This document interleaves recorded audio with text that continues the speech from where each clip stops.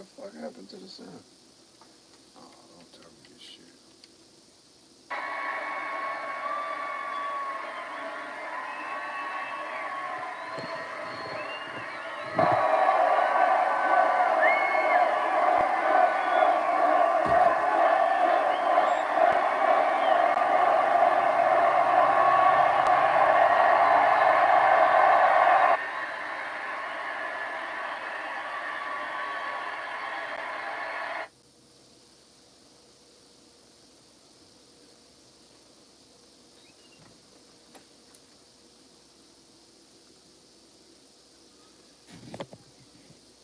Ha ha ha.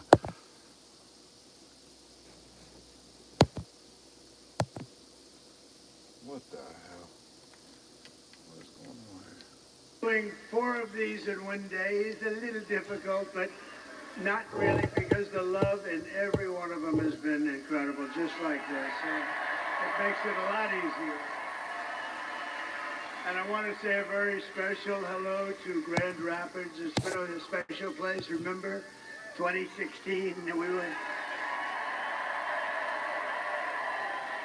We were given a 3% chance. You remember we came to Grand Rapids, they said, how the hell are we going to lose? It was just like this. And I said, how are we going to lose? We're not going to lose. And it was a 3% chance. And then we won a little place called Florida and went to about a 7% chance. And then it went to 11%. And then it went to 17%, you remember? And went that way. And then it went to about a 62% chance. And they had somebody in there going totally crazy. The woman, she became a fan. She was going crazy. Not on our side, on the other side, she was going crazy. But we're in very good shape. I have to tell you, we're way up in terms of the vote. You know, the Republicans are never up like that.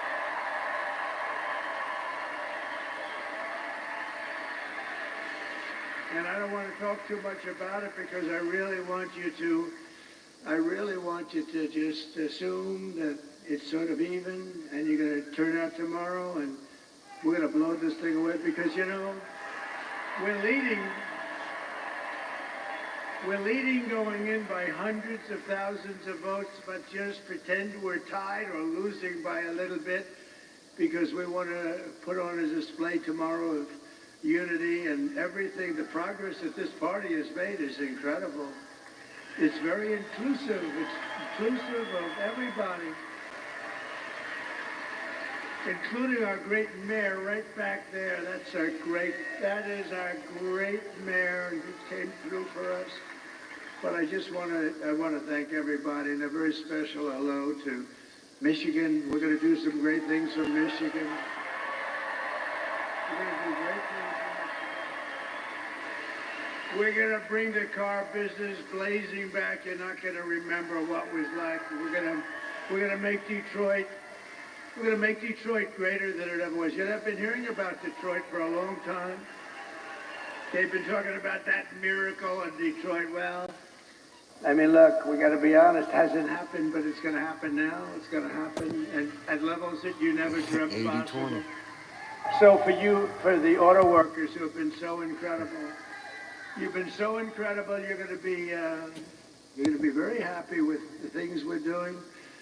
We killed the plant, as you know, in Mexico. The biggest plant in the world was going to be built in Mexico, and I absolutely killed it. But I'd like to begin by asking a question. Are you better off now than you were 4 years ago? Definitely not now.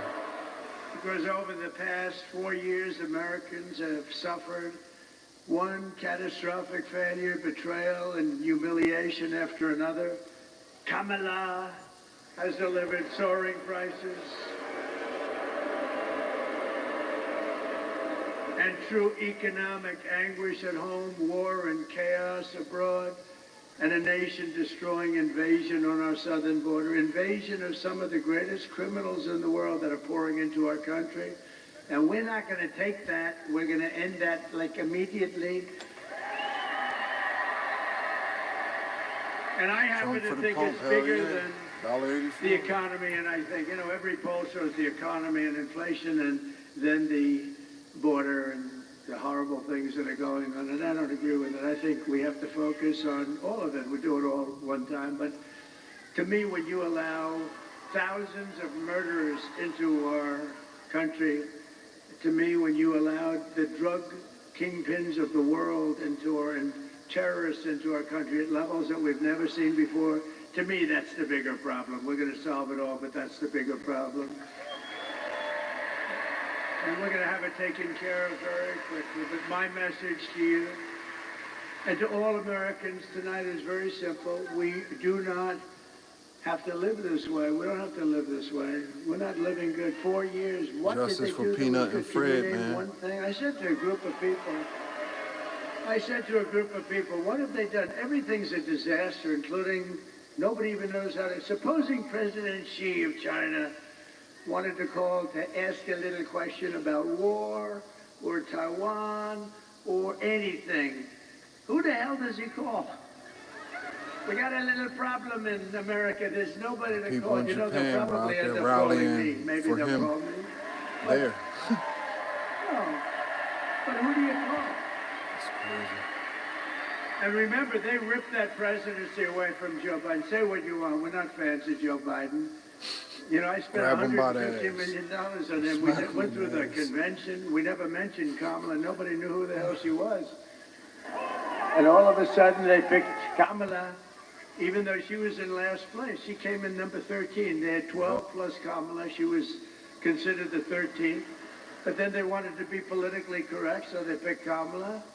And they called her Harris, and nobody knew who Harris was. Like, call Harris. Who's Harris? Weird. It's a very nice name, but it's a strange name because nobody knows who she is as Harris, so we have to call her Kamala. But she was the least popular. She got no votes. She lost in the primaries to Joe Biden and everybody else. She was the first one out. She quit. The first one, 22 people, she left.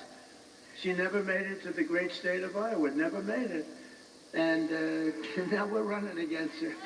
But she's been exposed, she's been exposed. She's a radical left lunatic who destroyed San Francisco. But we don't have to settle for weakness and incompetence and decline and decay. That's a nice word, decay. That's what's happening. That's a nice word, decay. Can you imagine? And nobody will question it because it's true. With your vote tomorrow, we can fix every single problem our country faces and lead America, indeed the world, to new heights of glory. And indeed, think of that statement, how beautiful that is. New heights of glory, that's what's going to happen. When we win the election and we're really well, look, the ball's in our hand. All we have to do is get out the vote tomorrow. You get out the vote, they can't do anything about it, we win.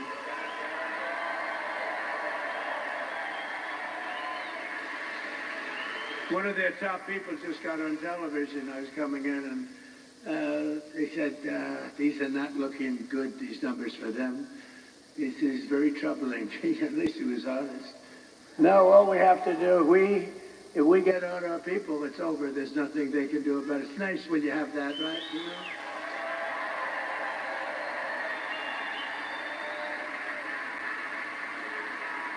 In other words, to make you feel a little guilty, we would only have you to blame.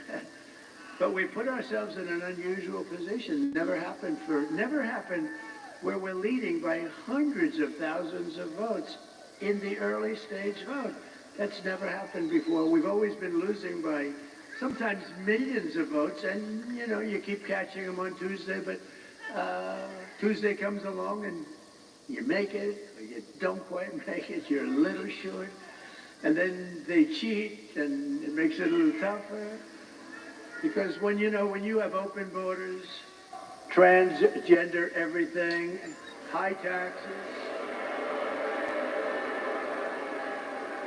very high taxes. They're campaigning on the fact that they're going to raise everybody's taxes.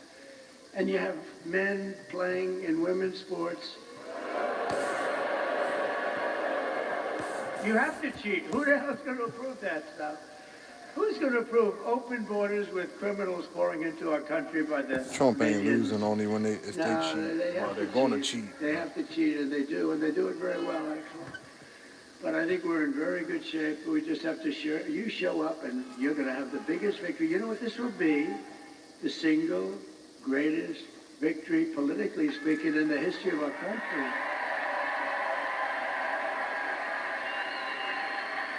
And when we win the election, He didn't lose 2020 either. only one day from now. Do you know how that sounds? And I Pelosi started and them off say that they're saying, going and when we win the election 4 years to, what's the from now, name, that was the terrible. election if they That was so lose. depressing. When we win the election 4 years from now. They want And I recount and said all of 3 that, but years didn't and like 2 it because years he and 1 did year. it. Then I said How 6 did months, and they I said, want it? ooh, that's starting to get into Okay trouble. with him. And then I said 5, 4, 3, 2, 1 month. And then about 3 weeks ago, when we win the election in 21 days, it just seemed very far away. And now I say when we win the election tomorrow, can you believe it? Logan endorsed him for what reason? Because Kamala wouldn't even do his interview, but him, Vince, even John Fetterman won. Elon.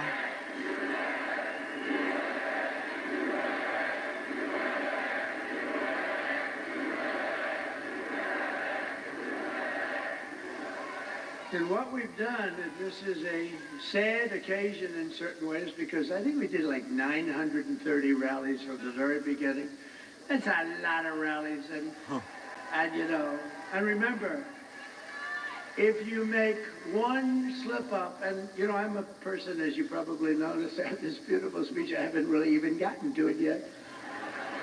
One of these moments, I'll start giving you some beautiful things to listen to, and honestly, some terrible things to listen to. Terrible.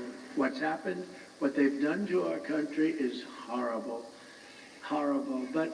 And by the way, don't you like a president that doesn't need to use a teleprompter? Yeah.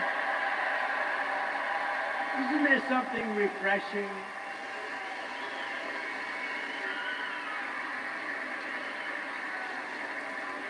But I think I heard somebody say it's like 900, maybe a little more than 900 rallies. And, you know, rarely do they ever catch me making even a little mistake. I go through rally after rally, 10, 20, 30, and then I say the wrong. They say, he's cognitively impaired. No, we're not. Word. I'll let you know when that time happens. It could She happen, never but claimed it hopefully it's until not this going to year. be for a long time.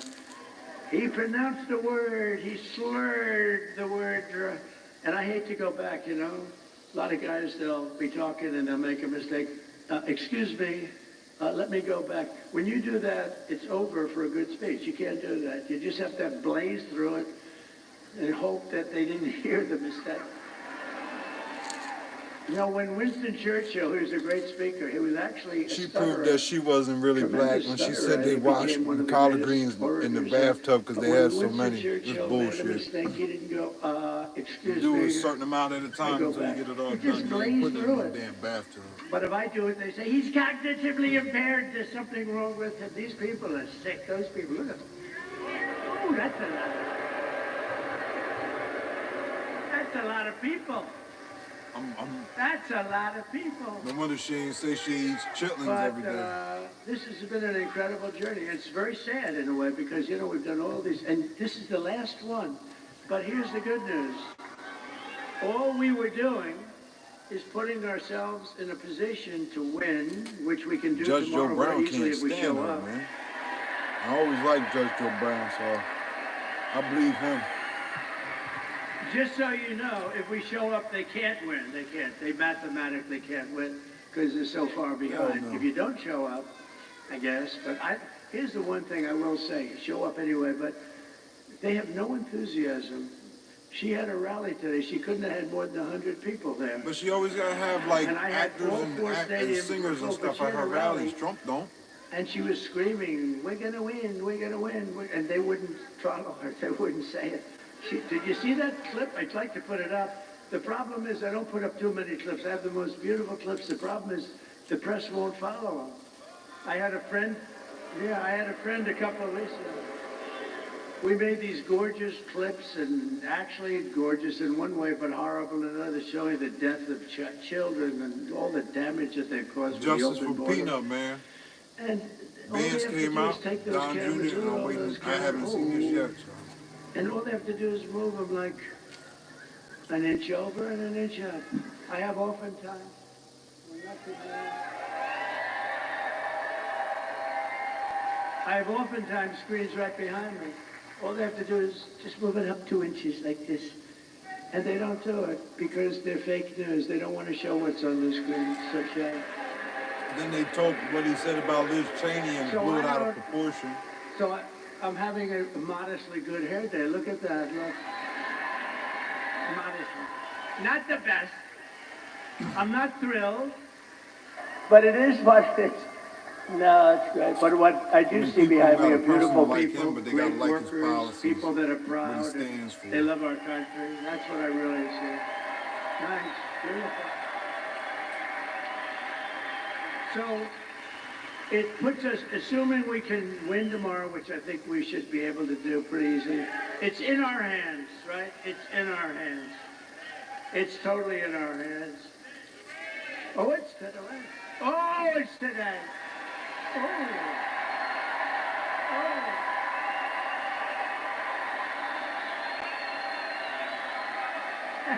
Thank you. That's today. Wow. Can you imagine a crowd like this at like 1 o'clock or some ridiculous time in the morning? On a Monday / Tuesday, right? Think of that. What a compliment. And it is, sir, she had nobody at these rallies. That's a poll. Look, Mr. Wall, look at Mr. Wall over there, this guy. It was always she never said what she gonna do for veterans or anything, man. Well, I came in a sanitation uniform last week, and that worked out pretty good. To do for the veterans and people that fought and serve our country. Because Joe Biden, he said he wants to cut the taxes for them. Said that we were all garbage. But they've shut him down. And stuff they like took that. the election away. They walked in and they said, you're not running anymore. You're out. They stole the election from a president. They stole the. Can you imagine that? They said you're not. They use the word coup. I think it's worse than a coup in a sense because a coup there's a little back and forth. They said, Joe, you're out. That crazy, horrible human being, Nancy Pelosi, who cheats like hell. She sold. And why is Pelosi saying that they're going to have lawyers and all of that to contest the election? Do that or whatever. How do you explain that guy? Why? They say, well, when they talk shit about him because he wanted to recount and all now, how bad are people like that? They're just trouble for our country. They're bad, sick people. They took 2 impeachments and they wasted all that time and money and energy when we should be focusing on making America great again. They're horrible people.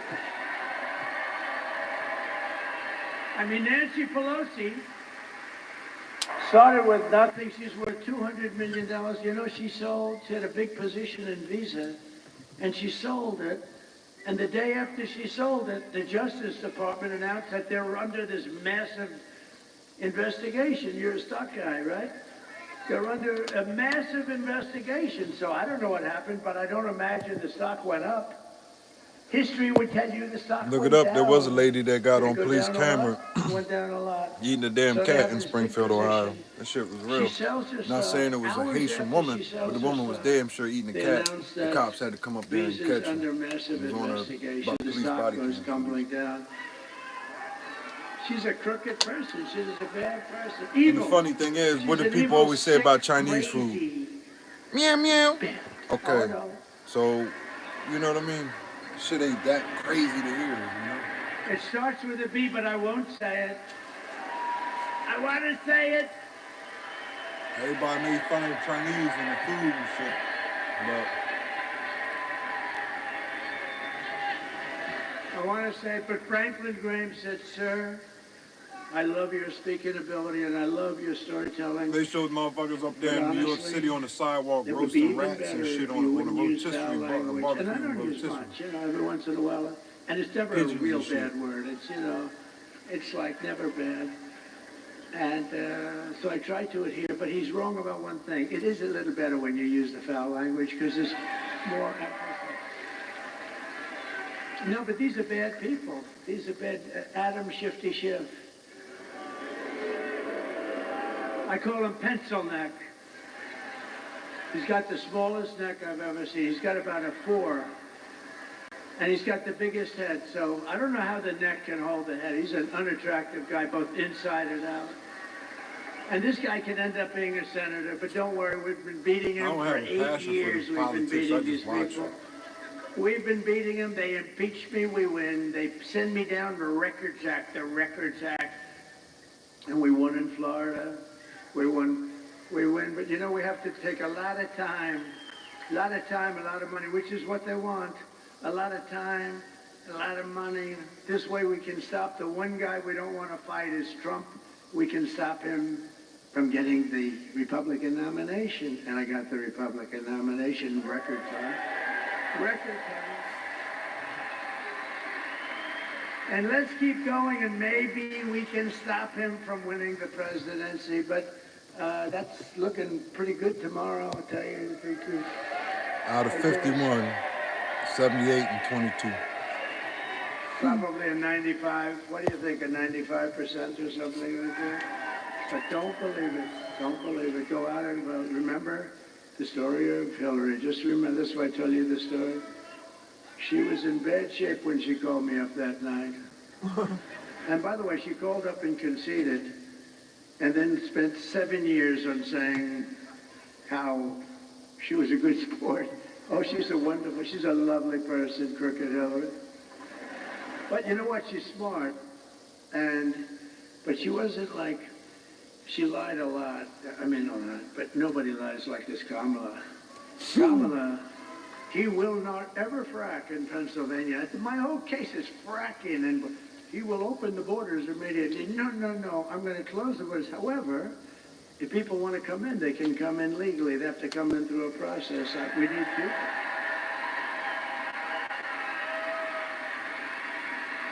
But Kamala is, this is known. She's a very low IQ person.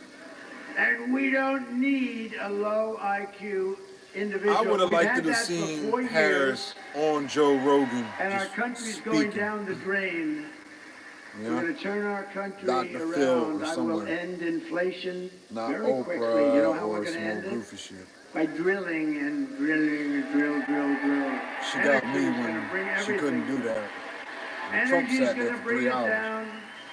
And I will stop the invasion of criminals coming across our border. I will strengthen our military. I will restore peace in the world. And I will rescue the American dream. We're going to have the American dream back soon. Together, we will begin the 4 greatest years in the history of our country. If she did Rogan, and we will launch the most extraordinary been watching boom the world has ever seen. Just to see how she is, but...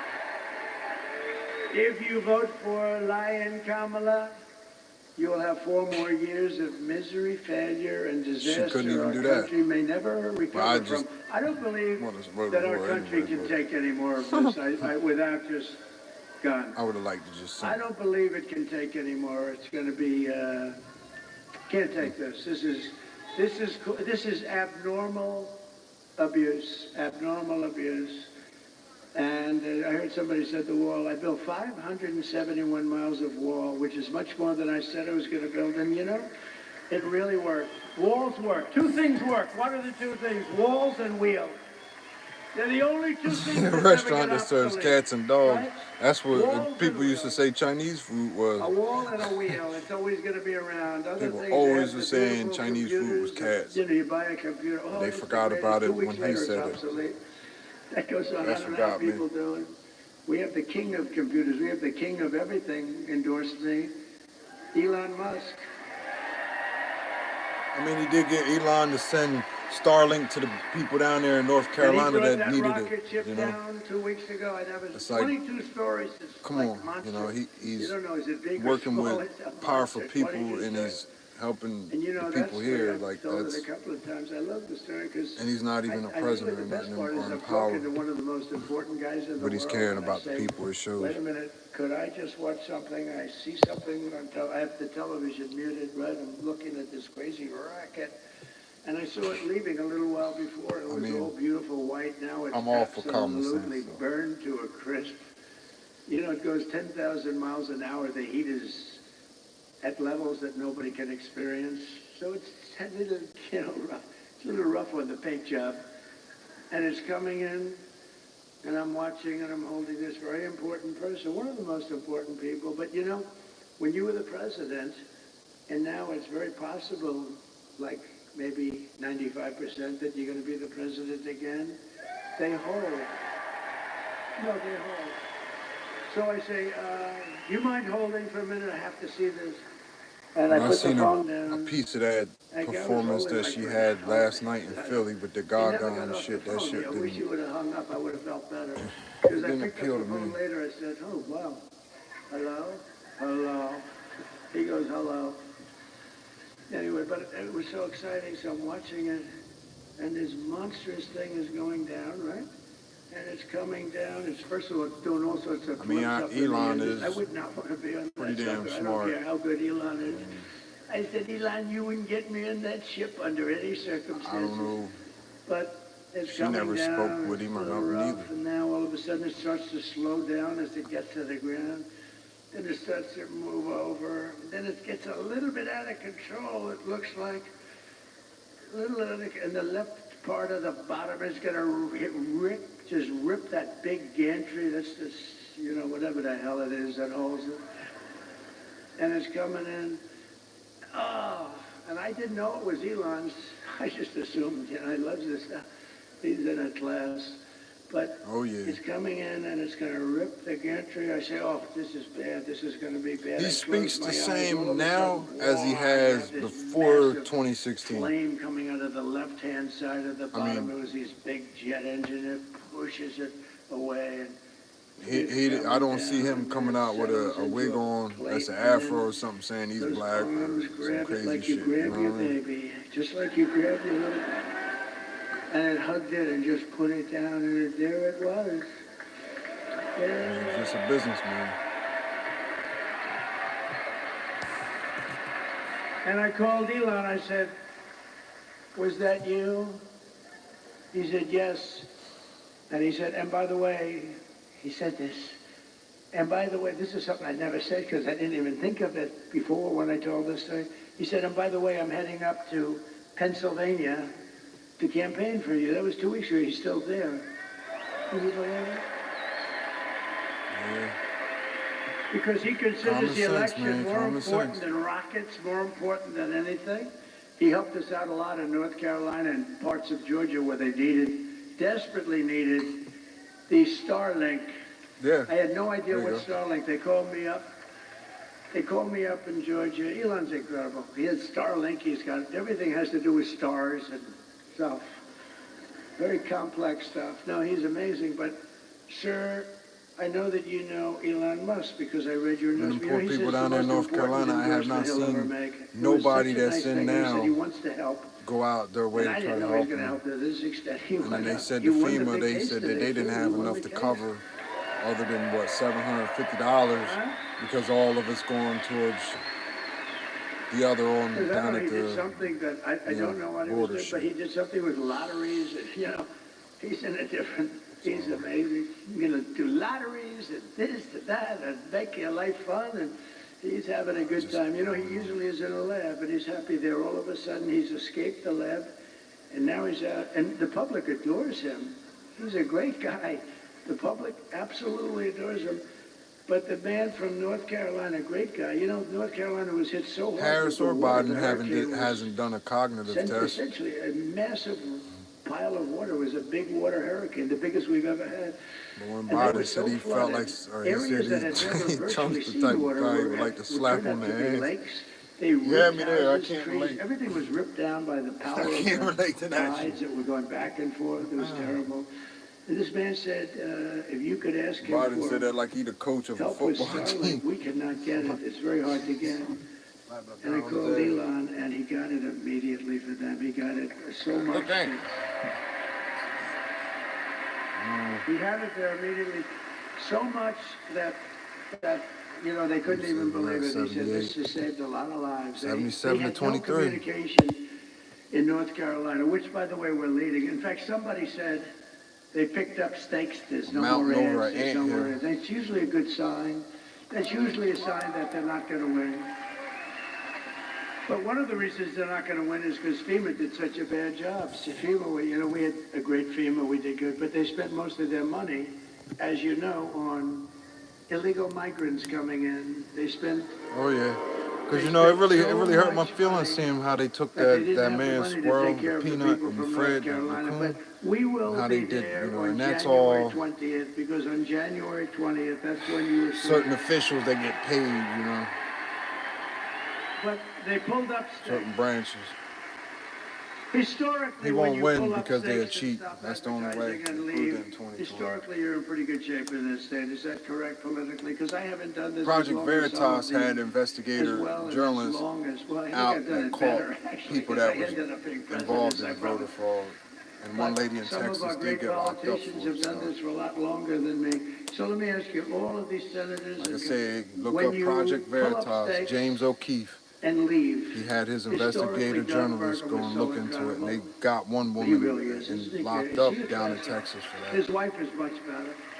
Why was people burning up ballot boxes there in Portland or something?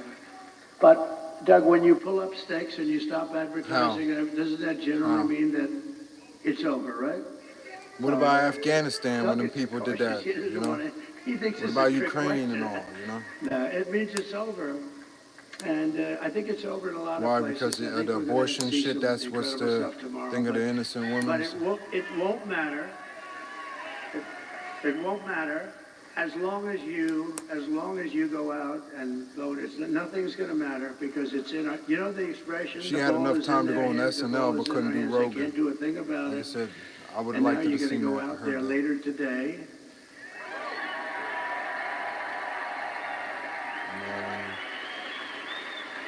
And you're going to show us something, and vote for me, and I will deliver rising wages, soaring incomes, and a colossal... I mean, to get that auto manufacturing plant that China's building in Mexico stopped, what's the most beautiful that helped us a lot, dictionary? you know? But nobody can see that, I guess, until it happens, and then, oh, why did it happen? Oh, why is this like this? And, oh, we don't got nothing. But I have to tell you one quick story, because I'm so Come on, man.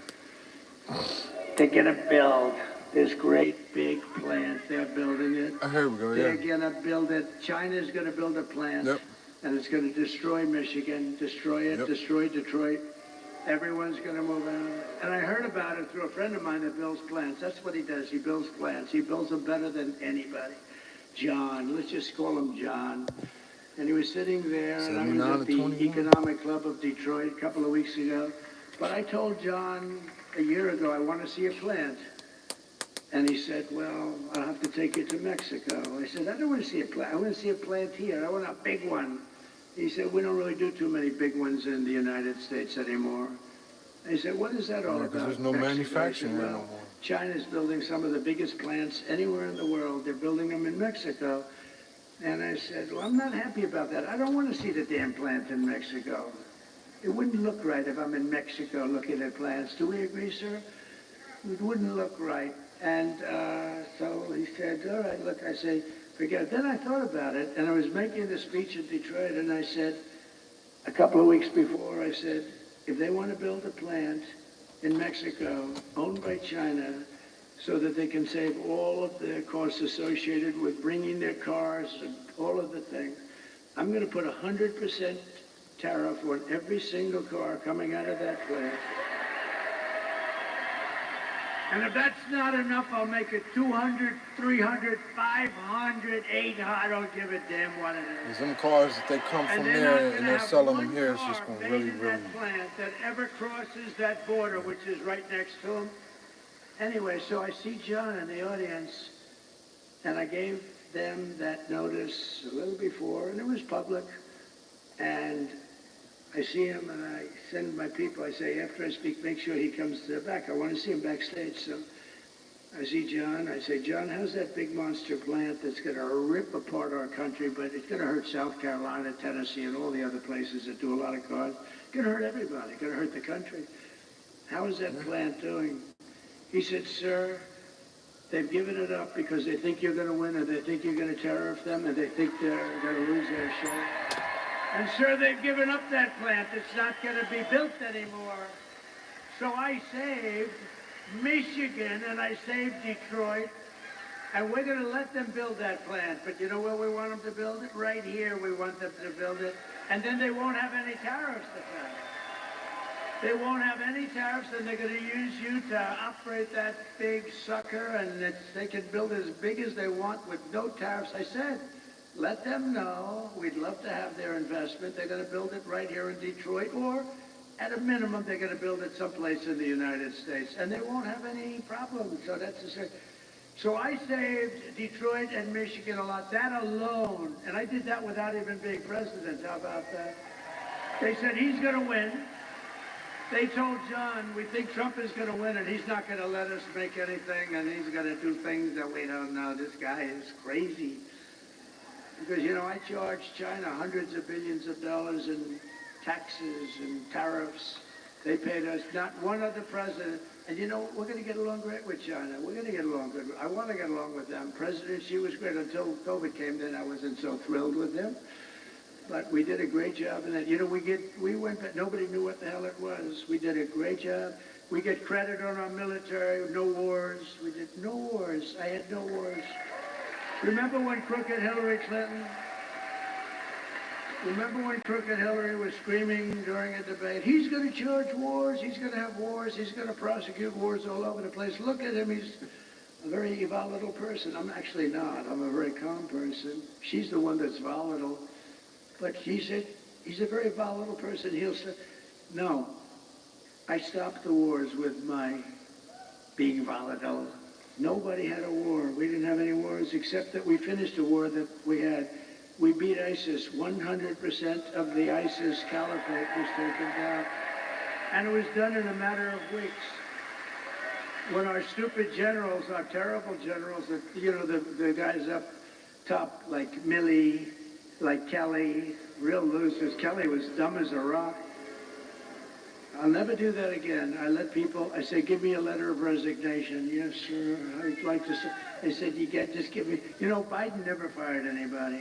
That's why he never had a bad book written about him. No, and also, number two, nobody cared. When I fire somebody, every major publisher in the world, will you say something bad? I had one person who was so complimentary, sir, you're the greatest president that ever lived, blah, blah, blah. Then she gets a show, but they only want to hire her if she's, I have all these letters, there's never been a better president. She goes on the show, I didn't like him, he was terrible, what a terrible human being. These people are sick, but you know what? All we can do is keep winning, that's all. Win, win, win. But a vote for Trump means your groceries, such a word I hear all the time, because I do like to mix it up with people, more so than my consultants. I think the people are much smarter than my consultants. My consultants are good, but I get much better. Like, people say groceries, right? I haven't used that. You know, it's such a sort of an old term.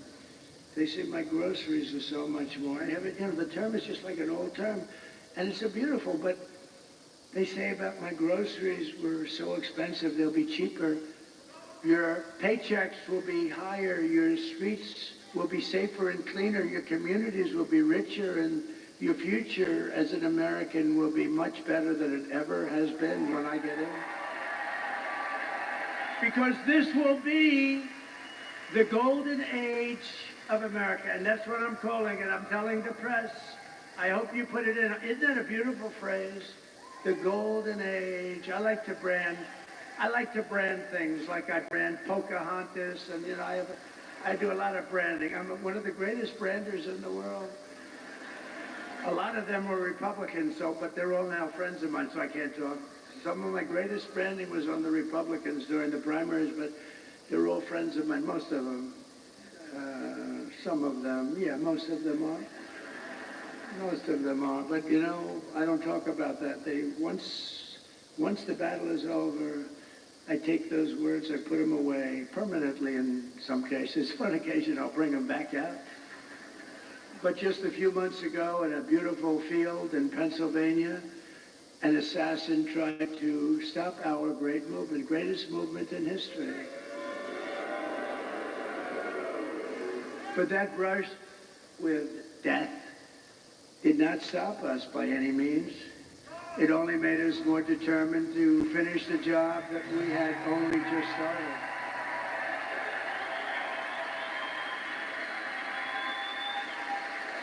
That was not a pleasant day, I will tell you. That was not a pleasant day. But many people say that God saved me in order to save America. Many people, I've seen it so many times. And with your help, we will fulfill that extraordinary mission together. We're going to fill it together. We are going to fulfill it together. It's a beautiful expression, and, you know, I think it might be true. I have sons that are here right now, Don and Eric, and they're great people. But they're really great shooters. They're like top-of-the-line shooters. They know so much about it. They say it was almost impossible for somebody, yeah, a miracle. It was a miracle. That's the miracle right up there, right? But I didn't realize that. But from the distance that they were, they say it was a miracle. Well, if I didn't turn to the right to look at that beautiful graph that we had up having to do with illegal immigration. So illegal immigration saved me, can you imagine? And speaking of that graph, let me see that graph. I love it so much. I love it. I love it. I hug it and kiss it every night. I take it to bed with me. My wife thinks I'm crazy. I bring it to bed with me. Look, if I don't put that up, and it's never there, it's always there or there, but usually it's on the left. So if I look to the left, I'm gone. If I looked over there, but it's like, something happened. Something happened. Something up there happened. No, but think of it. So I said, just like I did right now. The chute is right there, right exactly 90 degrees. That crazy guy. Right there. And I said, let me see the graph. I said, what the hell was that? But if I didn't turn, it goes a little, it's not good. You don't want to see that. So it was a miracle or a gift from God, maybe. What is it? And when Don and Eric, who are really great shooters, they heard that, and then they heard the gun, they know exactly the gun, the AR-15. It's supposed to be very accurate and all that stuff. And this guy wasn't, you know, he was at the range all the time shooting. He was supposed to be a good shooter. They said a bad shooter would hit it almost every time, a bad shooter. Don said it's the equivalent of sinking a 1-foot putt. That he put it in golf terms. I said, that's not good. Because for those that don't play golf, it's almost impossible to miss a 1-foot putt. And so it's amazing. So they were shaken up. They couldn't believe it. They actually said God did that because they didn't believe that they could. Now, it wasn't a miss. I mean, it wasn't, it ripped the hell out of it. But I consider that a miss. It ripped it up pretty good, and it was a very bloody mess. And the doctor, who was great in Butler, he said, sir, I want you to go with me to buy a lottery ticket because I've seen this. I've been doing this for 35 years, sir, and I've never seen anything like it. I've never seen anyone come out of it with that gun from that range. I said, he said, I want to buy a lottery ticket with you tonight. And I said, well, doctor, you know, let's not do that. Let's see if we can get this sucker stop bleeding. But he told me the ear is the bloodiest part. You get hit in the ear, something to do with cartilage. It's So they thought I was hit all over. I said I wasn't hit all over because I was down, and I wasn't hit all over. I said I was hit in the ear. Now get me up, get me up. They said, sir, and they were touching all over this thing because it was so bloody. They said, sir, you've been hitting other. I said, I'm telling you. You know, it's funny when I was. The word surreal, right? When I got to the White House, I was standing right outside and then inside the Lincoln bedroom. The bedroom of Abraham Lincoln, his wife, his son, Tad, who died actually, as a very young boy, very young. It was a very rough time for them. They were suffering tremendous melancholia. You know, they called it. They were melancholia, they call it, not depression. It's the same thing, but in those days they call it melancholia. But I was in the Lincoln bedroom, so famous, all the furniture just the way it is. And he was very tall, he was 6'6". That's like the equivalent of a Baron Trump today. You know? Who's a lot taller than 6'6". He's a good-looking guy, but he is tall. And but he was 6'6". In those days, very unusual, but he was tall. And then you put his hat on, which was another foot, right? So he was a pretty tall guy. But the bed was very long. You could see it was elongated. But I was there, and it was like a really surreal. I was with the First Lady, who was very popular, who got the #1 book in the country. Can you believe it? Paul Maloney, go buy it. Go buy that book. Go buy that book. It's great. I was a little nervous when I started reading it. I said, this could be very bad for me. Releasing a book before the election could be very dangerous for me. But no, it's a great book, and she's a great writer, actually. She wrote a note at the convention. Remember the note she wrote? It was so well crafted that these guys right here wanted to put it as part of the platform. It was unbelievable. The book is unbelievable. So go get it for Christmas or something. But it was just... when I was in the Lincoln bedroom, it was a surreal experience. It was like an outer body, they call it, experience. And it just was like it was something unbelievable. I said, can you believe this is where we are? And I was not a Washington person. I was only there 17 times, according to the fake news. But I think it's right. I was only there 17 times in my entire life. I wasn't... and I was a New York guy, which, you know, now I'm very much a Washington guy. I know the good ones, the bad ones, people. I know the dumb ones, the smart ones. I know a lot about the people. I didn't know anything about the people. I had to rely, and we did great. We had mostly the trade people, the war people. We had a lot of great people. But when I was underground, there was no surreal experience. I knew I was shot in the ear. And I was telling Secret Service, and let me tell you, they were damn brave. I went down fast, I looked, there was blood all over my hand. I said, this is not the normal situation. It's either the largest mosquito in history or I got hit by a bullet. And I followed my hand down, and I think people were also shouting, get down, I think it was. But I went down, and I'm telling you, I had, I guess, 7 Secret Service agents follow me. They were very brave. I'm telling you, those bullets were flying over our heads. And, you can't forget that. Can't forget that. Those bullets, and I heard those bullets going. I said to somebody, how fast were they going? They gave me some mathematical number. I said, no, I want to know in miles per hour. And I think it was 3,200 miles per hour. You think of that. You know, a car, you're going fast at 70 or 80. These are 3,000 something. And those suckers were going over my head. There were 8 of them. It was a total of 8 shots fired. And then it was a shot by a Secret Service sniper. Amazing, 1 bullet he used.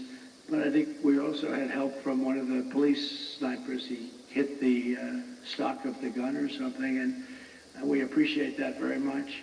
But it was amazing. But when I was down there, I was totally aware. I said, no, get me up, because I was speaking in front of a massive, you couldn't even see the end of it.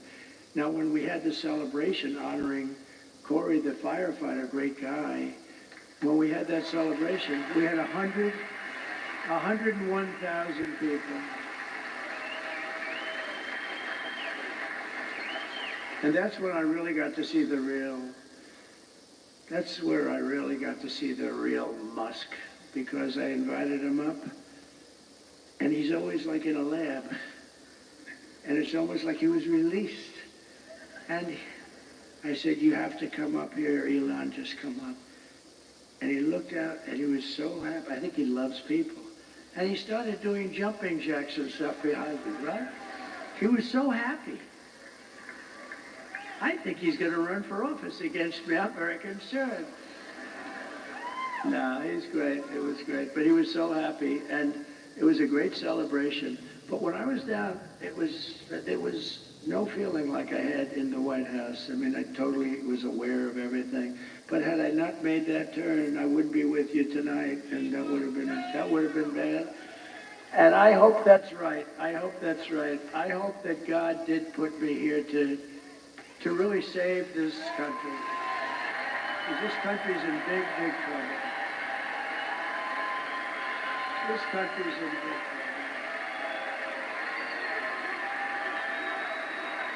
I hope so. To every person and every citizen across this land, I am asking for the honor of your vote. I don't want your money. Most people want your money. I don't want any money. All I want you to do is go out today. Sounds a little strange. Go out today. Meaning go out in a few hours, okay? This guy's complicated because it sounds so much better when you say tomorrow when it's night, but that's okay. I want to be exactly accurate for them.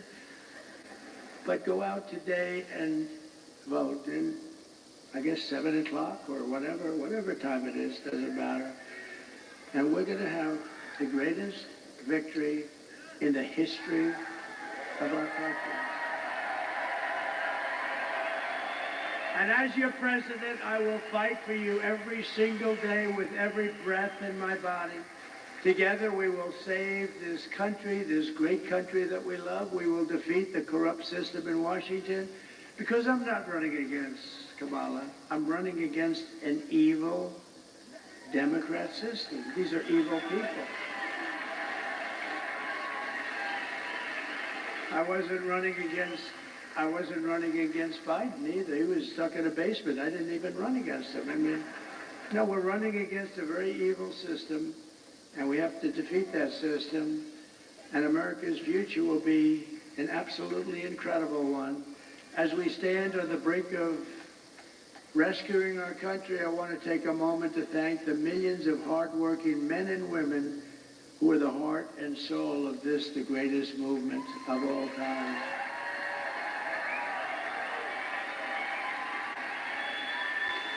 Because it's you much more so than me, frankly.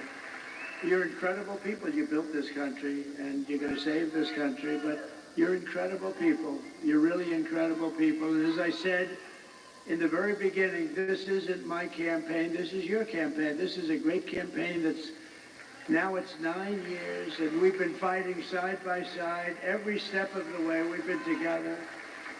That's why it's not even hard. People say to me, like very successful people, how do you stand up and talk in front of these people? And it's sort of easy because they're love. It's love in these rooms. I just left Pittsburgh, Pennsylvania, fly up here, and the love was the same. It's such love, and it's not hard to do. It's much harder to do when you have people screaming at you. But there's love in this room. I think there's love in the whole country. I think it's a much bigger movement than we even understand. I think we're going to end up getting numbers that are far greater than we would expect.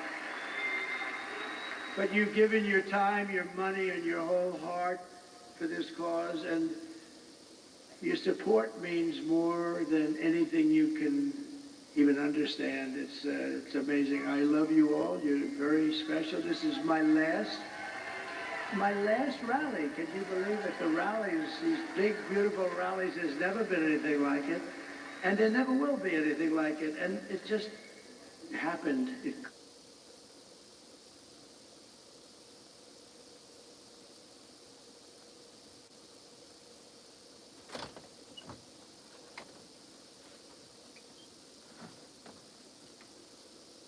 that freeze?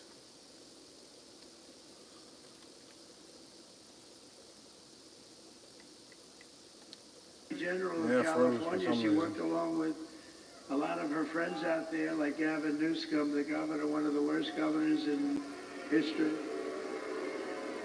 and destroyed the state. I mean, more people moved 76 out to 24. than moved in last year, first time Can you ever. say? That's never happened before. You're going to say, Kamala, you're horrible at your job. You don't know what you're doing. You're a low IQ individual. We want smart people. We want cunning people. We're dealing with the smartest people in the world. We don't want you negotiating nuclear deals because you don't know what the word nuclear means. Kamala, you're fired. Get the hell out of here.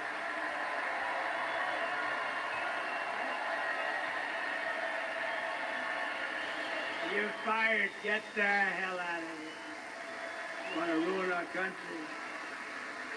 If we win Michigan, we win the whole thing. The whole thing.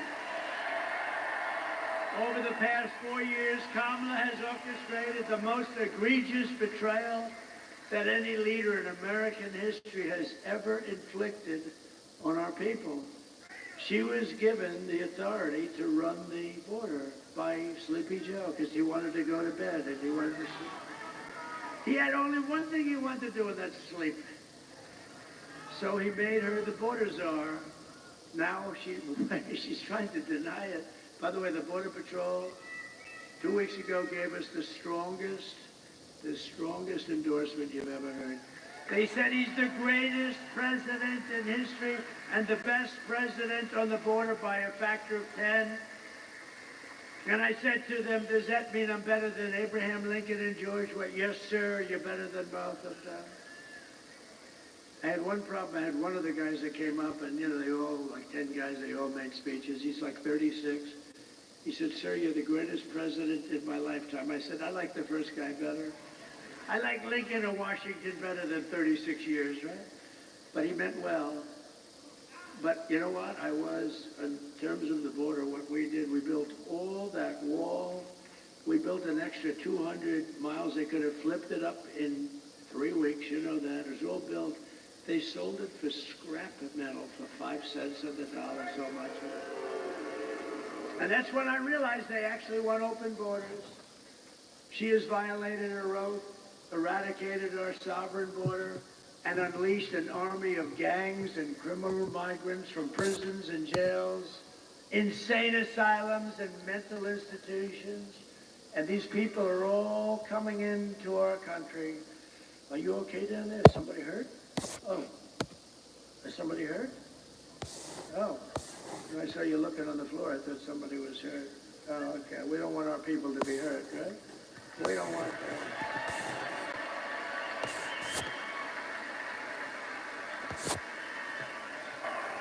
But all around the world, they come from Venezuela, they come from the Congo in Africa, not just from South America. They come from all over the world, and they're stealing countless American lives. They're killing a lot of our people, a lot, far more than anybody thought even possible. The day I take the oath of office, the migrant invasion ends and the restoration of our country begins. It begins immediately. The United States is now an occupied country. Who would have believed somebody that's running for president and perhaps will be president in less than 24 hours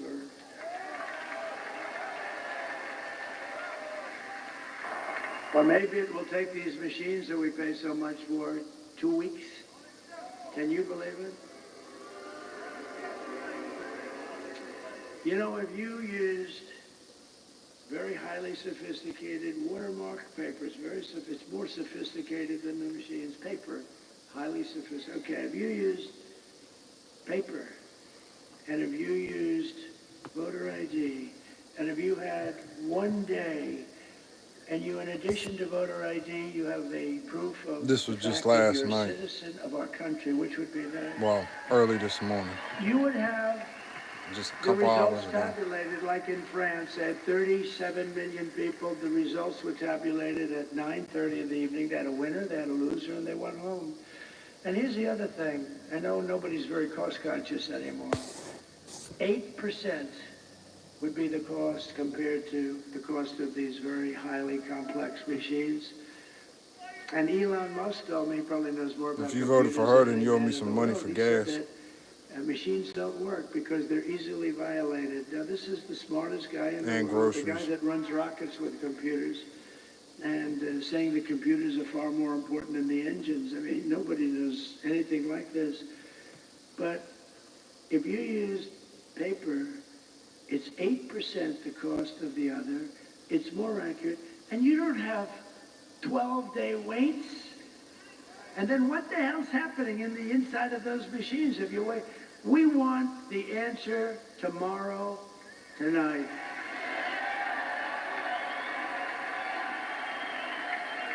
We want the answer tonight. Because everybody else told them to. They spend all this They money. can't. People like that can't think They and spend do all research this for money, their and own and look into real old-fashioned shit. paper is much less expensive. They're just used And to you know following. what? It's more accurate. It's much better. Something's going on with this. Nothing but a follower. What the hell are they doing? But we don't want to wait 10 days, 12 days, 3 days, 2 days, or 2 hours. We want the answer tonight. Why does she have to have Oprah and Gaga and all of them at a rally just to draw So them we people? live in an occupied And country. people are all here for him. I will tell you, People we will are out showing support for him be an all over the occupied world in country different no countries. longer. This will take very. Why are foreigners coming these here just to go to young his men, rallies these to have show the support to him? military type equipment, highest grade, highest level, supreme. Why are foreigners saying they want him for military peace? equipment. Where the hell do they get this stuff? They've taken over large parts of Colorado. They've taken over parts of numerous states, and a lot of people don't want to talk about it because they think it's going to destroy their city or town. They're all over the place. And when they're not, those people running those towns, when they're not, they're petrified. They don't want them coming in.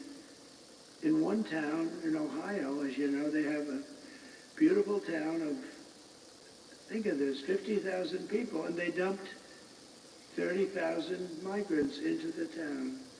So you have 50,000, now you have 30,000 migrants. Springfield, Ohio. It's a beautiful place, gorgeous place. And now if you want to go to the hospital, you can't.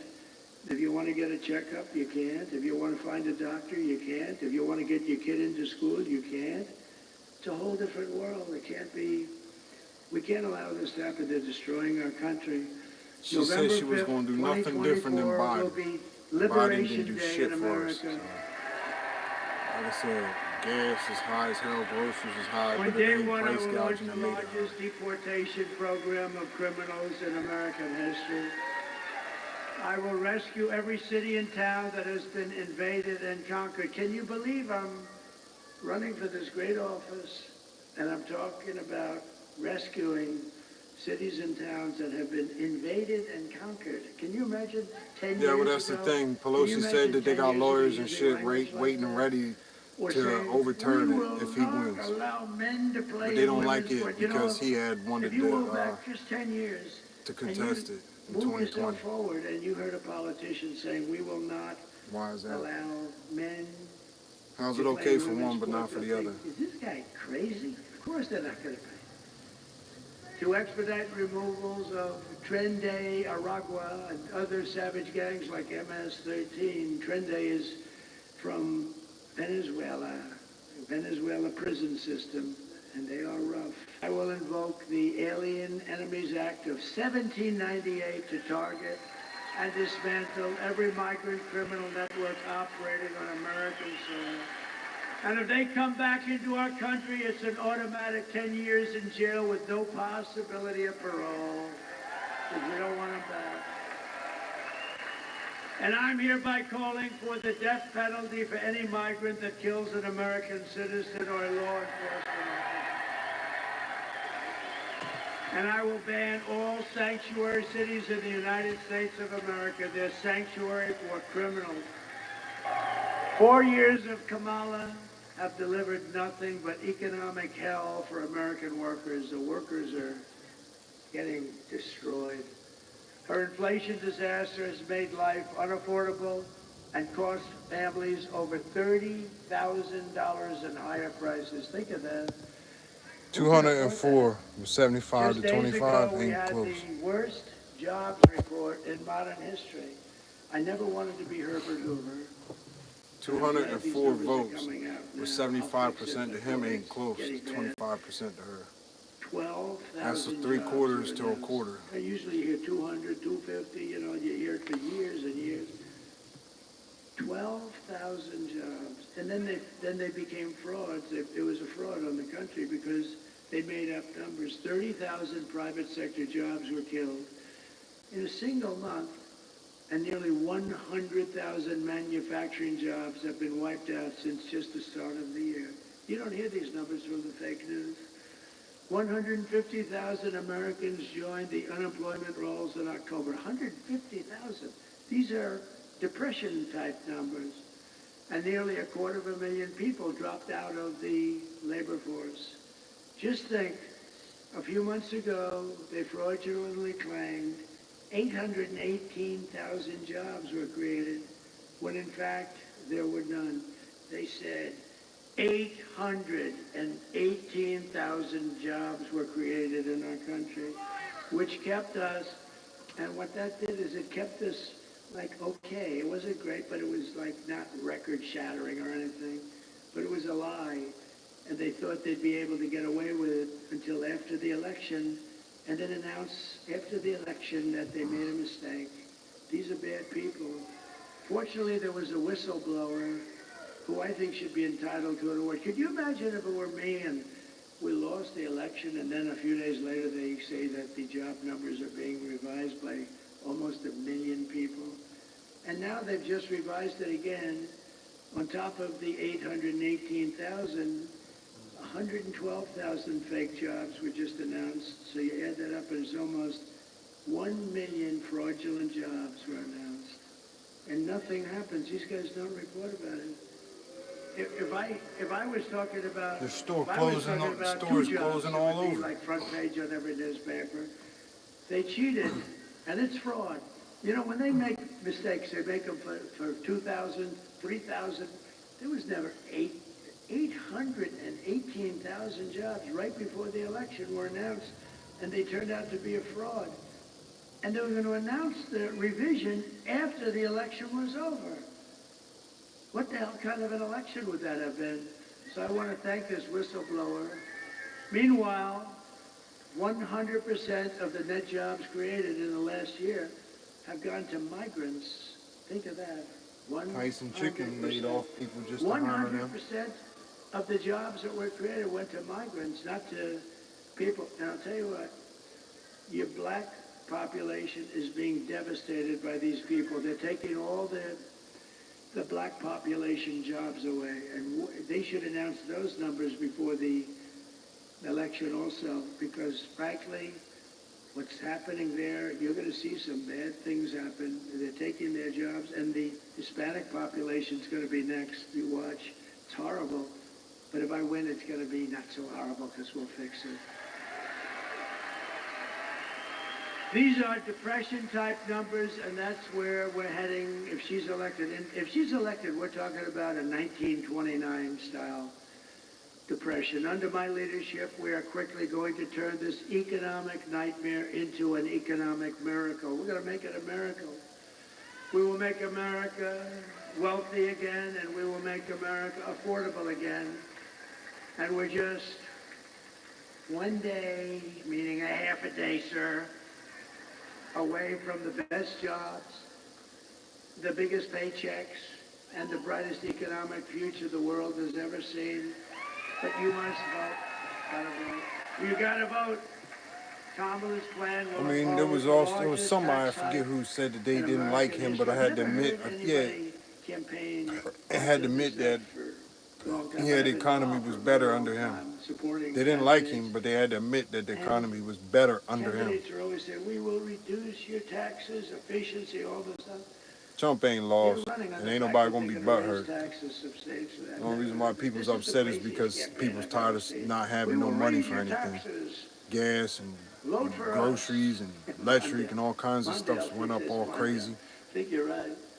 Them They're pushing raising for people to have taxes, electric but cars they're and going stuff. to do that on the typical family, American family. They're raising the taxes more Why are than they pushing people into having to have $3,000 a year. electric cars and all of this My stuff? plan will massively cut taxes for workers and small businesses. Where's our And we will choice? have no tax on tips, no tax on overtime, and no tax for our great seniors on Social Security benefits.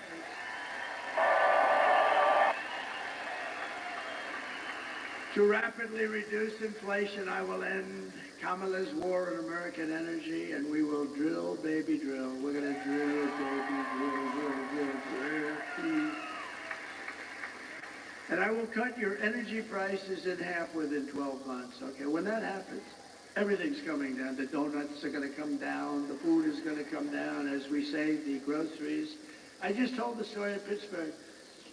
A woman, elderly, goes to a supermarket and takes 3 apples and brings the apples to the counter, and then she realizes that the price went up yet again, and she doesn't have the money for them, and she excuses herself, she walks back to the refrigerator, puts the apple back in refrigeration, and walks back and buys the 2 apples.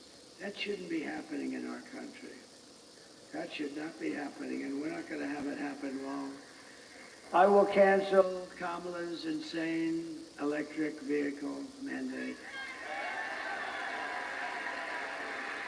And I will make interest on car loans fully tax deductible. So, how about that? Nobody. They did pay for the wall because they had their soldiers there to protect the workers. Scott, stand up. He said he's one of the most brilliant people in Wall Street. Do you agree, Scott, that you're one That's of the because most they brilliant stopped people it. on Wall Street? Because everybody else And then they says junked all the he's stuff, pretty all of the shy rest to say of it, but he's of the you know wall what that his they theory had. is? The stock market is the only sign of life, and it's only going up because everyone thinks Trump is going to win the election. Just because he may not have spoke about anything yet don't mean he don't have something brewing. Because if he came out about it, wouldn't they steal it from him just like no tax on tips? But so they call up and they say, brilliant guys are calling me up, and they say, where'd you come up? On a car loan, we're going to give people, we want to develop the car business in this country. In a car loan, we're going to give people the right to deduct the interest. Why did she come up with no tax on tips after him? Only if the car is made in the USA. What the hell do I care if a car is going to be made in? If a car is going to be made in Japan or China or someplace, what the hell? I don't care if they buy it. I want them to buy cars. So think of that, what that's going to do for Michigan. So if a car is made in Michigan, you get a big deduction. That's Just like, because he may have not physically been there don't mean he don't know how much stuff costs.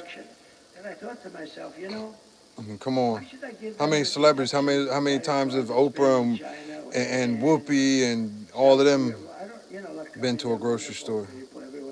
You know? I want them to be built here. So then I Come came on now. in with that little extra tip. That don't make no sense.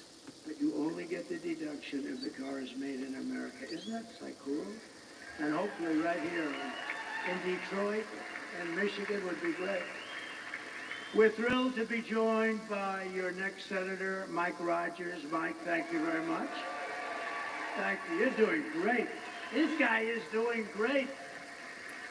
He is amazing. I think I'll tell you, you know, it's hard to beat some of these people because they lie. Like I said, he came out with no tax on tips, and what did they do? Steal it from him and try to claim it as being their own. Donald Trump on the tariffs and the wall and the this. Obamacare had people having to pay fines and shit if they didn't have health care.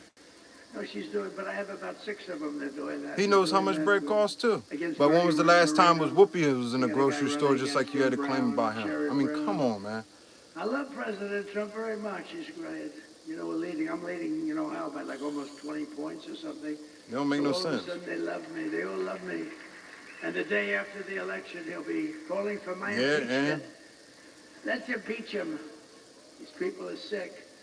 But we have great members, and Mike is Harris ain't never say nothing about hers either. All over Washington. He was there. He was very successful. And I hope he can represent you because he's going to be one of the stalwarts. He'll be Thank you.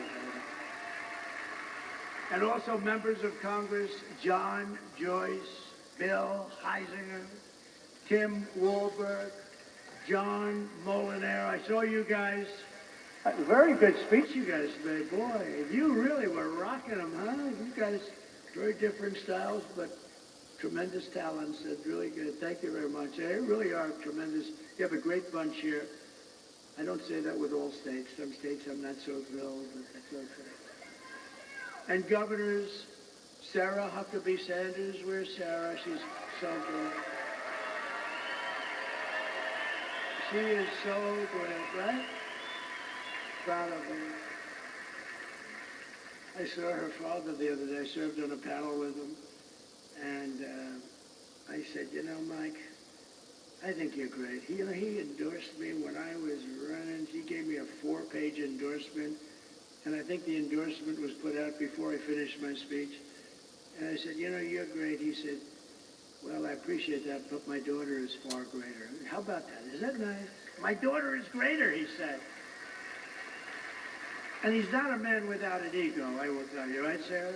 But he said, my daughter is greater. That's beautiful. That's a beautiful thing that he said. He's an incredible guy.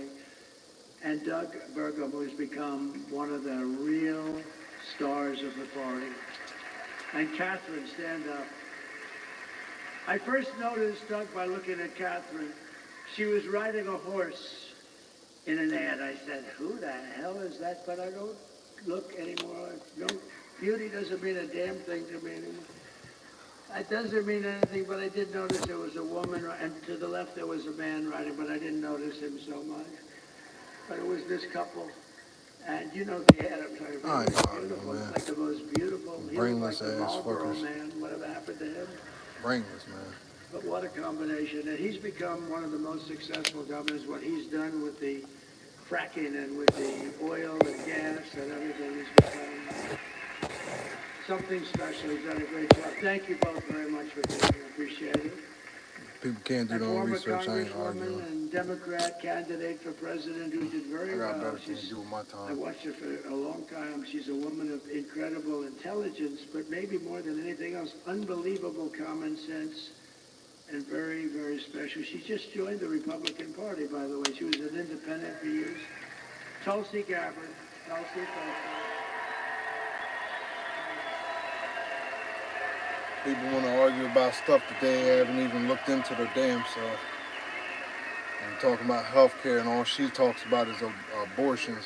I ain't never heard her say a damn word about health care. A man Besides who's abortions, very this, special, and with a great talent. sexual He was the surgeries. ambassador to Germany. And I'll never forget when I took him out. The happiest person in the world was Angela Merkel. When Rick Grinnell was taken out, this was the best day in Angela's life. He was not your typical ambassador. He was somebody who would say, this is no good, what's happening. And actually it was a love-hate. They really loved him, but they said he's a smart one. He was wise to what they were doing. Rick Grinnell. What is Rick? Thank you. Thank you, Rick.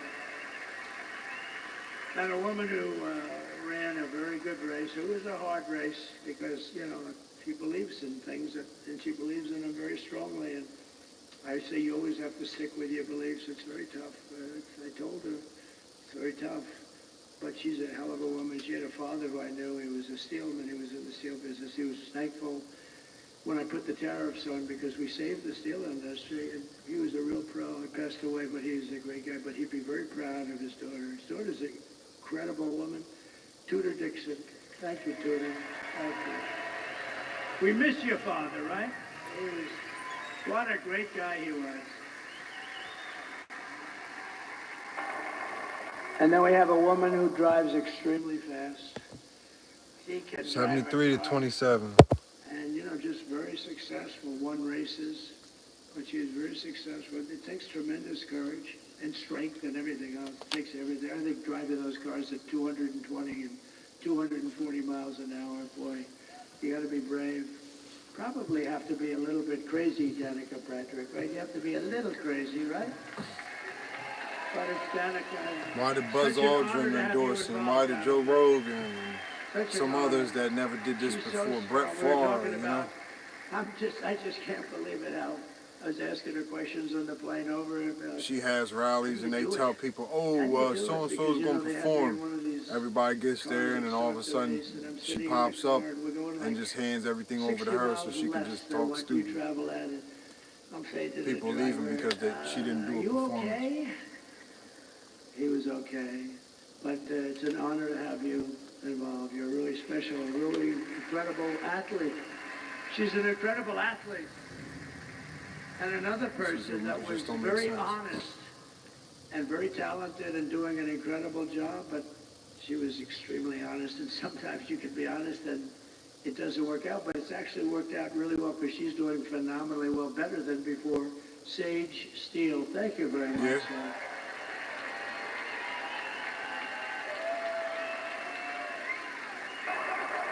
He's done so many podcasts and interviews and stuff that the other one didn't.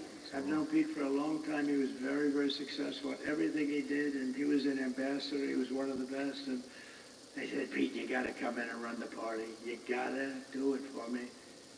And it was not that easy. He has a lot of options. They never said no more about the people in Ohio, Hawaii, the hurricanes down here in Florida, Georgia, North Carolina, and all. Ran the party, and I'll tell you, it is so organized. You don't see nothing about the bridge in Baltimore. I think we're going to win. I think we're going to win in Michigan.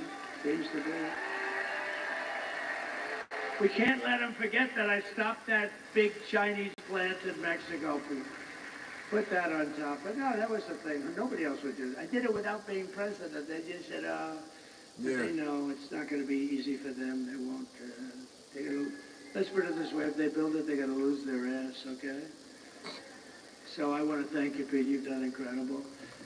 And a man who I fell in love with, actually, he's an auto worker and a union guy, but he saw what was happening. He saw you take a look at this area and go back 50, 60 years, it's been just a downward trend. It looks like, you ever see a chart? It's like, right, Brian? It's like just a downward, like a sliding ramp. Brian Pannebecker from the Auto Workers for Trump. Brian, come up here for a second. Come in. Come in. I gotta see it. I love this guy. I always wanted arms like him. He's got the biggest, meanest arms. They look like what grabs that rocket. He could grab the rocket. Tell them a little bit about what you see going on, and I tell you, he's just an incredible guy. Thank you. Thank you, Mr. President. It's an honor to be here at your very last campaign rally. I gotta give a shout out to Scott Hagerstrom right out here. He brought me to Novi when you were holding a rally there in September of 2016. You were a candidate before you were president, and I got backstage and got to meet you, and I told you the little song about Macomb County, home of the Reagan Democrats. I said, Mr. Trump, if you come to Macomb County and ask for the Reagan Democrats' support, which is basically the UAW members, and I got a few of them here with me tonight, I said, if you come to Macomb County and ask for the Reagan Democrats' support and you get it, you might win Macomb County big enough to carry the whole state of Michigan. I said, Mr. Trump, if you win Michigan, we both know what that means. You win the White House. And that's exactly what happened. So we're going to do it again this year. The UAW represented auto workers are going to vote 65% or more for Donald Trump for president, and we're going to carry Michigan again.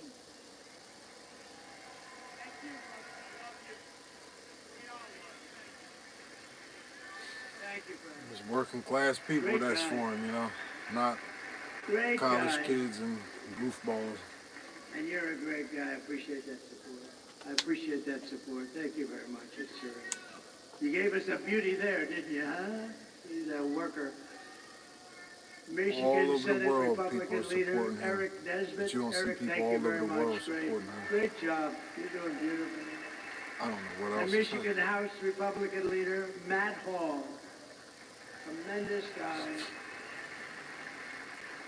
The great Steve Whitcock, great businessman, the most generous person I know. He gives a lot of money. Every time there's a hurricane, he wants wants to give money, and he's just great. And Howard Lutnick, he's working along with my children, and Linda McMahon is fantastic, and they're working on transition. But I said, don't worry about transition. Let's Back when Trump was on WWE, but he's with Ed McMahon and shit, everybody was loving him then. Street rebuilt his firm after it was taken out of the World Trade Center by that It was the horror same show. man, same hair, dressed the Long ago same, now, suit but and all. it's still very emblazoned in all of our minds. But so Howard, thank you very much. Howard Lutnick, thank you very much. He was on The View. Joy Reid was playing with his And hair my and great shit. children, should I have Now them all come she up does real is talk fast? bad about him. Don, Eric, Tiffany, Laura, Michael, come on up here. His bodies, boy, he just... And we have Ivanka at Shit home, compared to sitting home, watching every second of it. And we have Baron, my beautiful boy, Baron. Baron, he knows more about computers than anybody. I closed up his computer. He said, Dad, it'll take it 2 minutes to figure that out. And all of a sudden, the damn thing opened up. I said, Barrett, you got to turn it off. Okay, watch. I turn it off. It's no way. I put a separate code in. He's operating his computer. He's operating it 2 minutes later.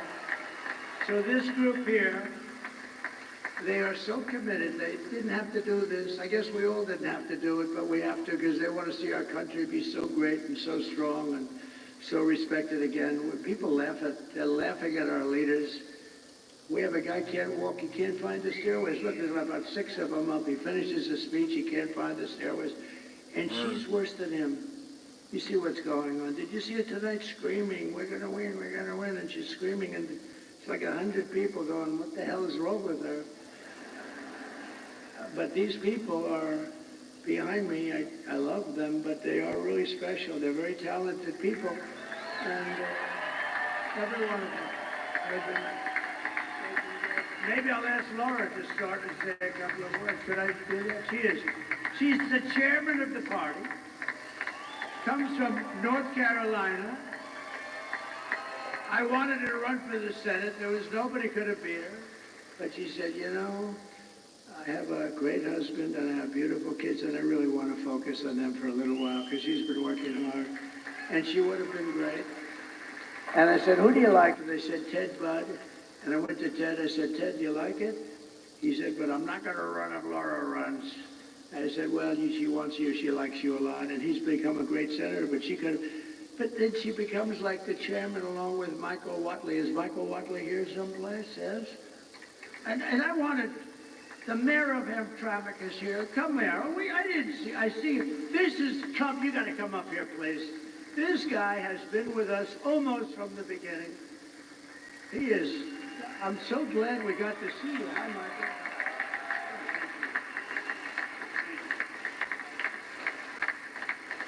Come here. He has been an unbelievable unifier. This is one of the greatest men in your state, and I want to just thank you. Come here, say a couple of words.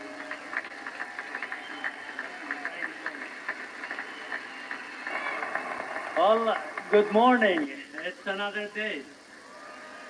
I spoke earlier before you came, and I told the crowd that tomorrow, or today actually, is going to be a historic day, and we shall celebrate a historic victory today.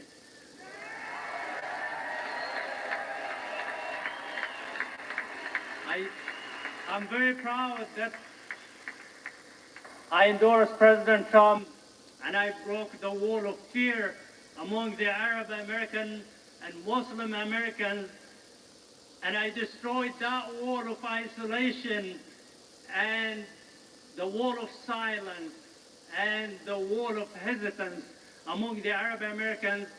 And now, today, we had a survey that was posted among the Arab Americans in the Metro Detroit, and it shows that President Trump is leading by 76%.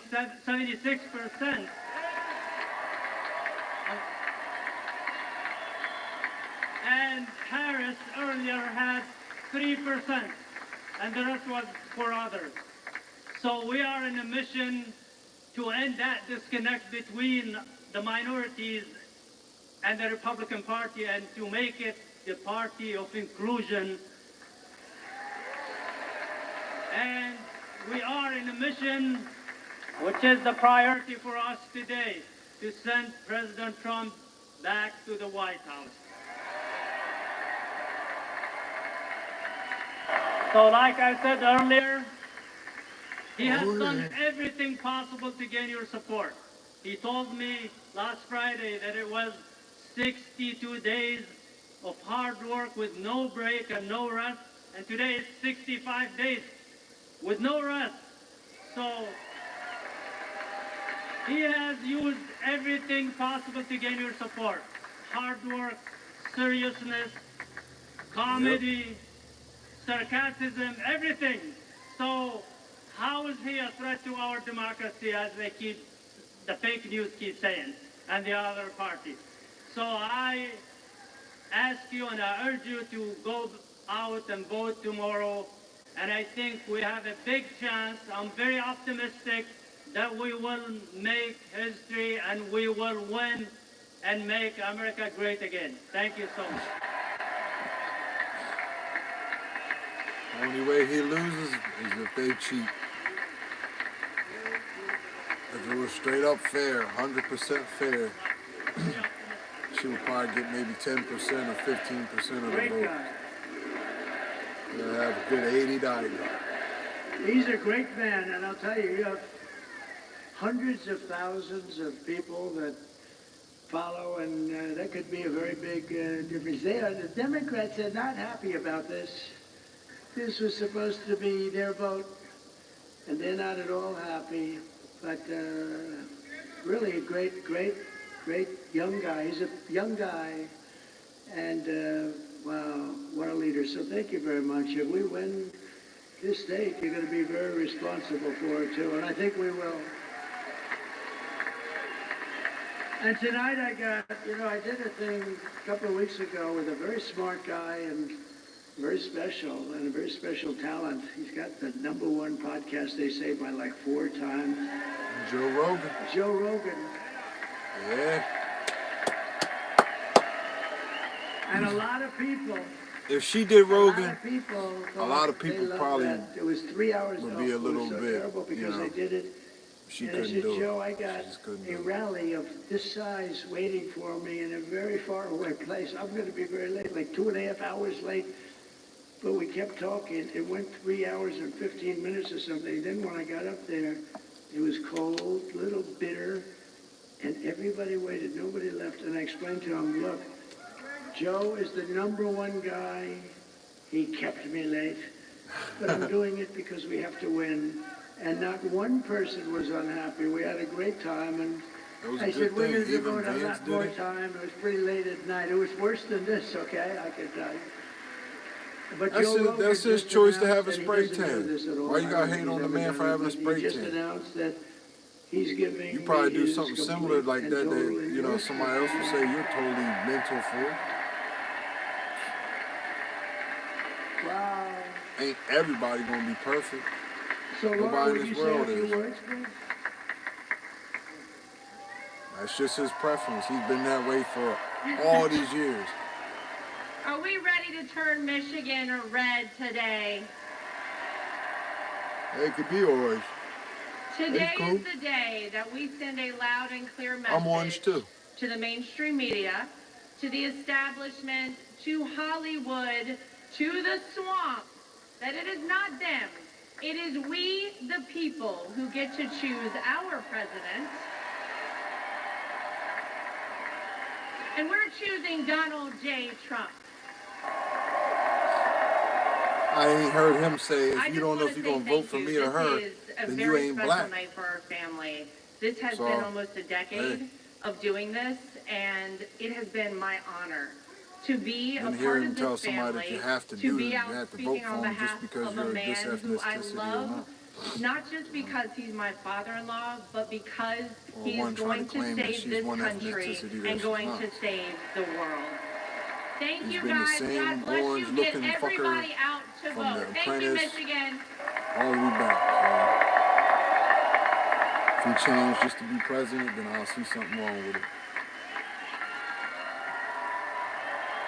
What can I say? Thank you, guys. Today, he's when you proven he's wake up committed with to try to help not very us much sleep, with all of the you rallies gotta and get everything. to the polls. You gotta bring your friends and your families and your loved ones, and we have to make it too big to rig. It is. It wasn't 2020. 2020 was big. Guys, then. it's simple. It's a unique election. You've lived under both candidates. That's true. People like to pretend like it's not the Harris-Biden regime that has destroyed your American dream, our country, our economy, the entire world, we lived under and Western Biden when he was civilization. vice president. Well, you guys, starting right now, it's on you to reclaim what is yours, your Pence country. running shit, so I can't say that term was. It would be an honor for me, for you guys to show the same amount of resolve that this man showed just falsified. On July 13th when he took a bullet to the face and came back defiant. Yep. You guys take that attitude to the polls, to your text messages to your friends. If you've early voted, I'm doing this to show them support because everyone you know to the polls. That resolve is what kept us at peace. That resolve is what made trade deals. That resolve is going to save America, and it's going to put America first again, once and for all. So, guys, there's nothing wrong with helping other countries, but they've been sending so much money and aid to all these other ones, and then talking about they got to secure their border but leave ours open. Each and every day. Let's get it done, America. Let's get it done, Michigan. People that really shouldn't be coming here that's came here, so I watched a documentary about Poland and their border and just seeing how they did that. It's like, you know. Who else could have this many people at 2 a.m.? Only Donald Trump. Yep. Guys, I've watched the hell that they put him through for the last 10 years. I mean, the fake impeachments, the dossiers, the Russia hoax, going after his Supreme Court justices, censoring him, taking away his First Amendment rights, trying to take him off the ballots in various states all across the country, raiding his home. And yet he comes out every single day, and he fights, and he fights, and he fights. People that had a certain opinion about him and when other candidates have packed it in for the night, you know who's standing on the stage at 2 a.m.? I just unfortunately never had the opportunity to. But I can see. America, it's time for us to pick our fighter, and it's that man right there. And I can tell you, as a son, as a family, we have never been more proud of a person in our life.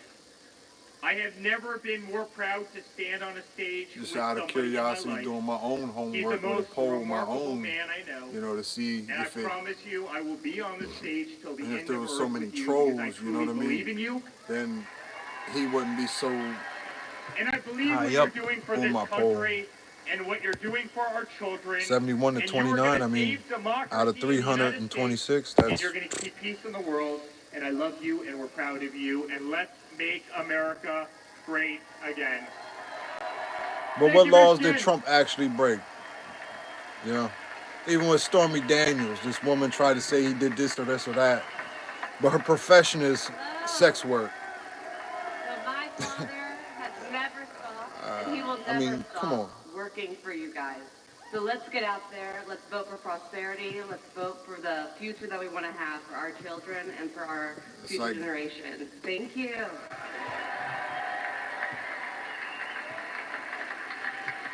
There ain't no Russian bots voting on that. And see, that's the first claim, Russia. Putin endorsed Kamala. Why didn't Putin endorse Trump then if he was so foreign, right? I mean, come on, man.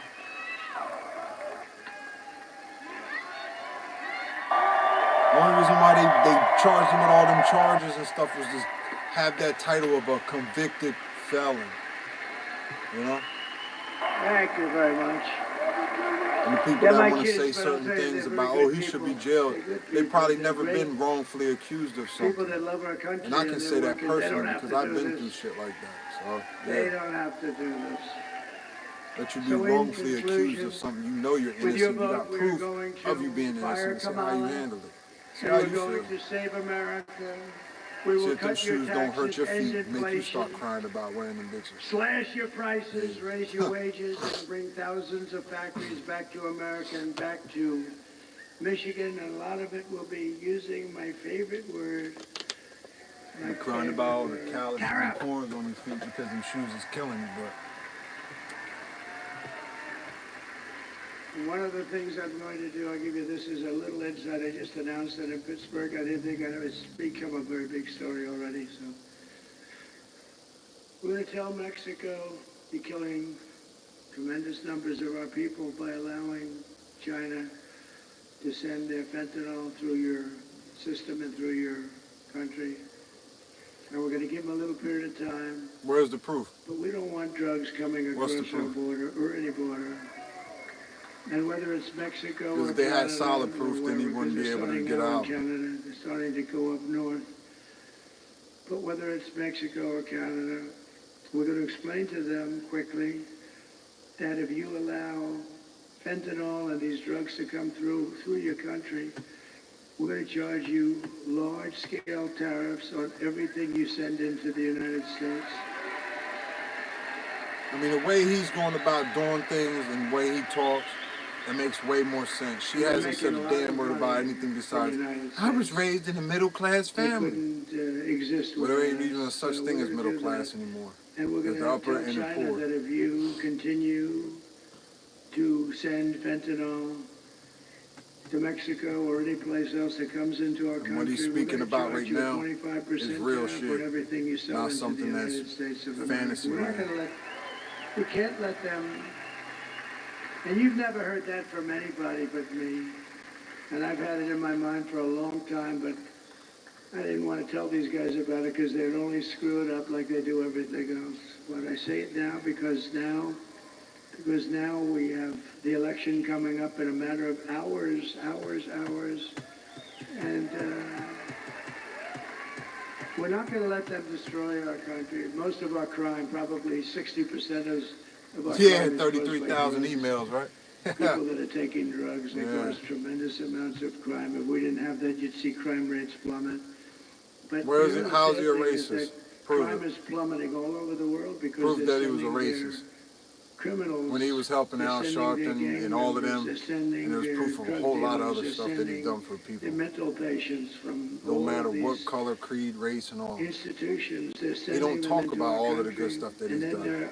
If you want to look up Tyrus, dude from Fox, was a wrestler.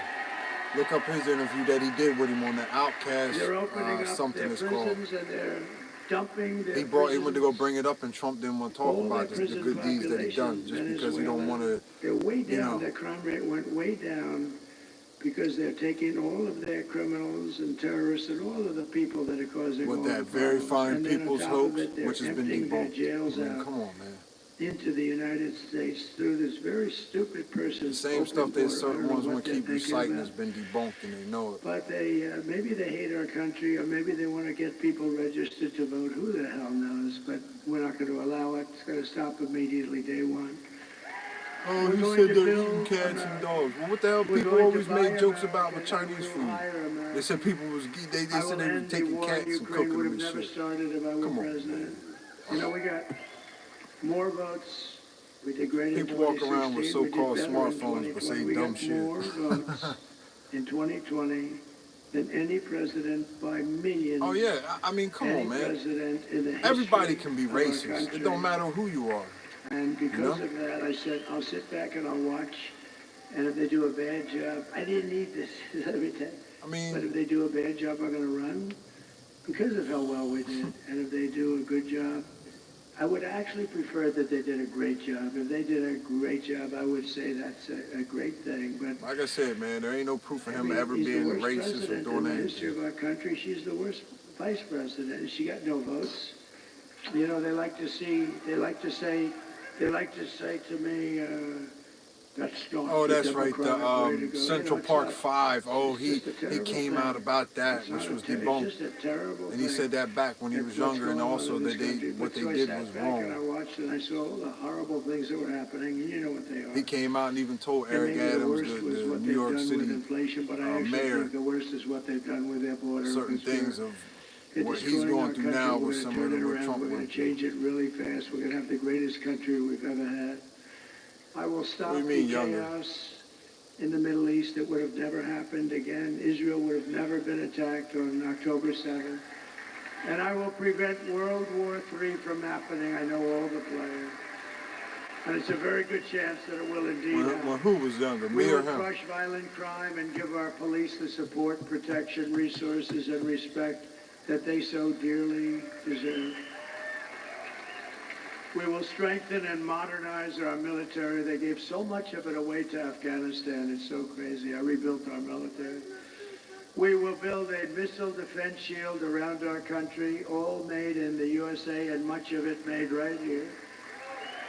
And Ronald Reagan wanted to do it many years ago, and he really was right, other than we did not have the technology. Yeah, by the Central Park 5. We can shoot. They wanted to say, oh, he's racist for saying them kids should have been jailed or whatever, but what they did was wrong. So when you do something wrong, you're supposed to have a consequence for that action, no matter what race you are. With graffitis on the beautiful, incredible marble columns, and painting the lions and burning the American flag. What they did a month ago was terrible. That's what's wrong with things now. People don't know what consequences are because they keep we'll work with letting them go. Democrat governors and mayors. We'll probably have to, and that's okay. Cop pulls you over for speeding because you were speeding, you get a ticket, then what? Oh, that's right, there's your consequence for speeding. You know, you don't wear a seatbelt. Oh, okay, we will get critical race theory and transgender insanity the hell out of us. You argue with the officer, then what? You make shit worse. And we will keep men out of women's sports. I will defend religious liberty, I will restore free speech, and I will defend the right to keep and bear arms, our Second Amendment.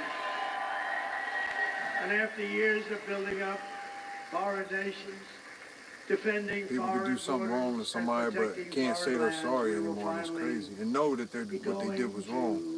They think it's funny. Like, that's what's killing the society. No compassion for the other person just because you don't like them for whatever reason. You treat them this way and figure that it's okay and stuff. America first. We're going to put America first. We put America last. They put America last. Dumb and we put ignorant. America first. And it doesn't mean we're into isolation. We're not. We're going to help the world, but we have to straighten ourselves out, or we won't be able to help. Come on now, like they done caught so many pervert dudes that was pretending to dress up as a woman just to be in the women's bathrooms, taking pictures of them and all of this shit. We will not be overrun. We will not be conquered. We will be a free and proud nation once again, and what's wrong with him rapidly. Saying that he wants to keep men out of the women's bathroom the same way to sports? That woman in the Olympics says she never got hit as hard as she did by that man that she had to fight in the Olympics. Why? Because that man got man strength. And we're bringing it back for yourselves.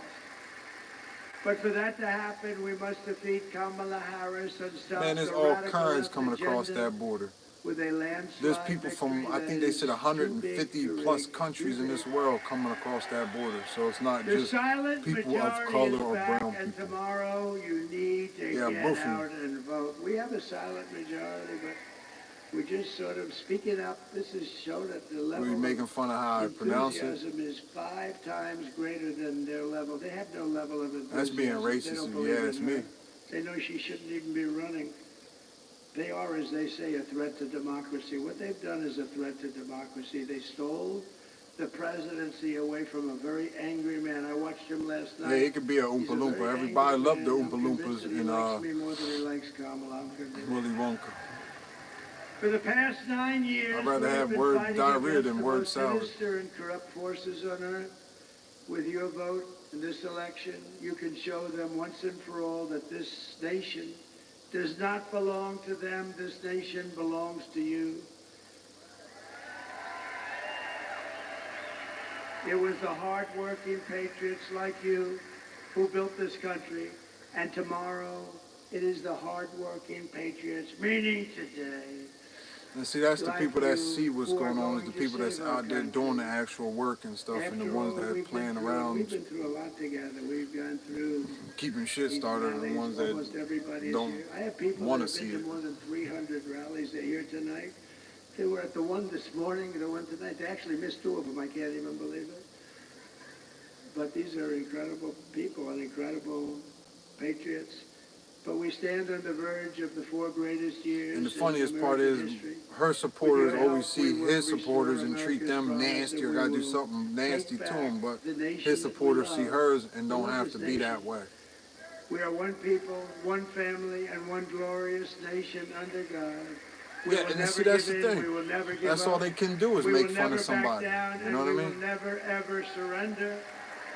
Together, we will fight, fight, fight, and shit, we will the 1950s and 60s was nice. You figure all them hot rods and shit they came out with, that's when drag racing was invented in the mid-50s, you know? 5th, today, that was a beautiful time. The music was good. Will be the most important day in the history of our country. And together we will make America powerful again. We will make America wealthy again. We will make America healthy. The only reason I know why you said something about the 50s or 60s is because of segregation. We will make America strong again. You fail to do any research that back in the 50s, though, they were still being able to sell Native Americans. We will make America safe again. Yeah, see? That's the only reason why he said that. The 1950s and 60s. Fail to realize that's when a lot of stuff got made. God bless you. God bless you, Michigan. God bless. Like I said, all the hot rods and shit came out in the 50s, Thank you. 60s. Great honor. Thank you.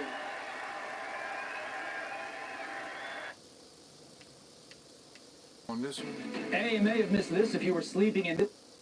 This is big. Former President Trump landing a major endorsement from Joe Rogan just before the election. Happened a little before 9 last night. Podcast host writing on X, quote, the great and powerful Elon Musk. He makes what I think is the most compelling case for Trump you'll hear, and I agree with him every step of the way. For the record, yes, that's an endorsement of Trump. Trump also earning the support from the son of baseball legend Roberto Clemente. Yeah, Roberto Clemente. You know, yeah, here we go. Why does my opponent call me extreme? Because when Joe Biden tried to land 60,000 in order to make that stick, you have to win. Let me run it back. See what's up with all of this.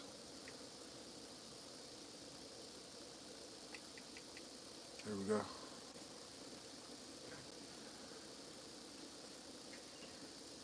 Yeah.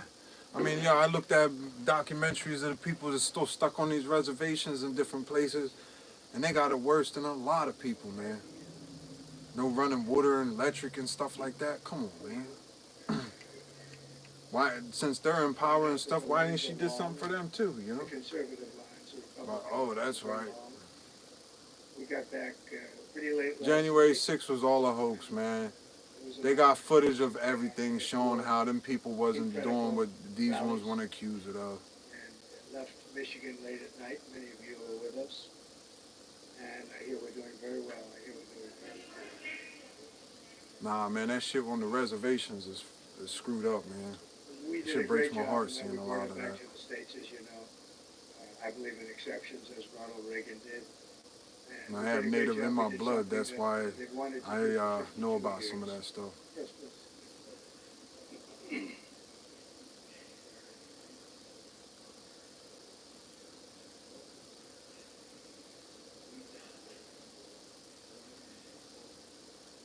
Well, it'll be just that. We want to bring everybody in. We want to be very inclusive, and we will be very inclusive.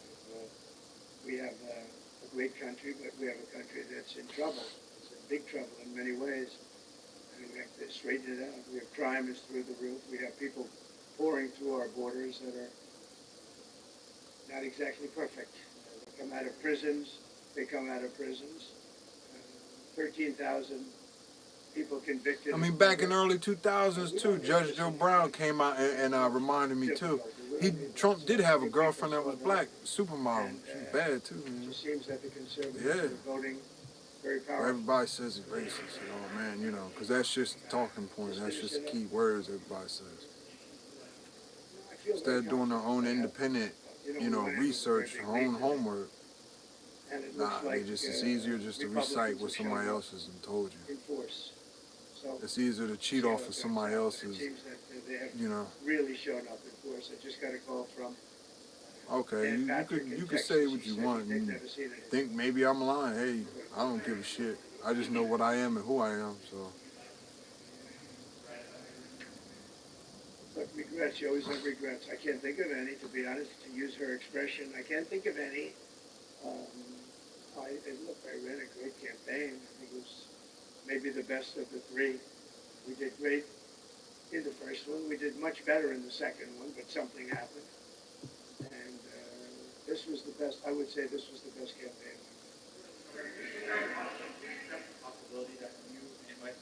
Let me crank this up a little bit.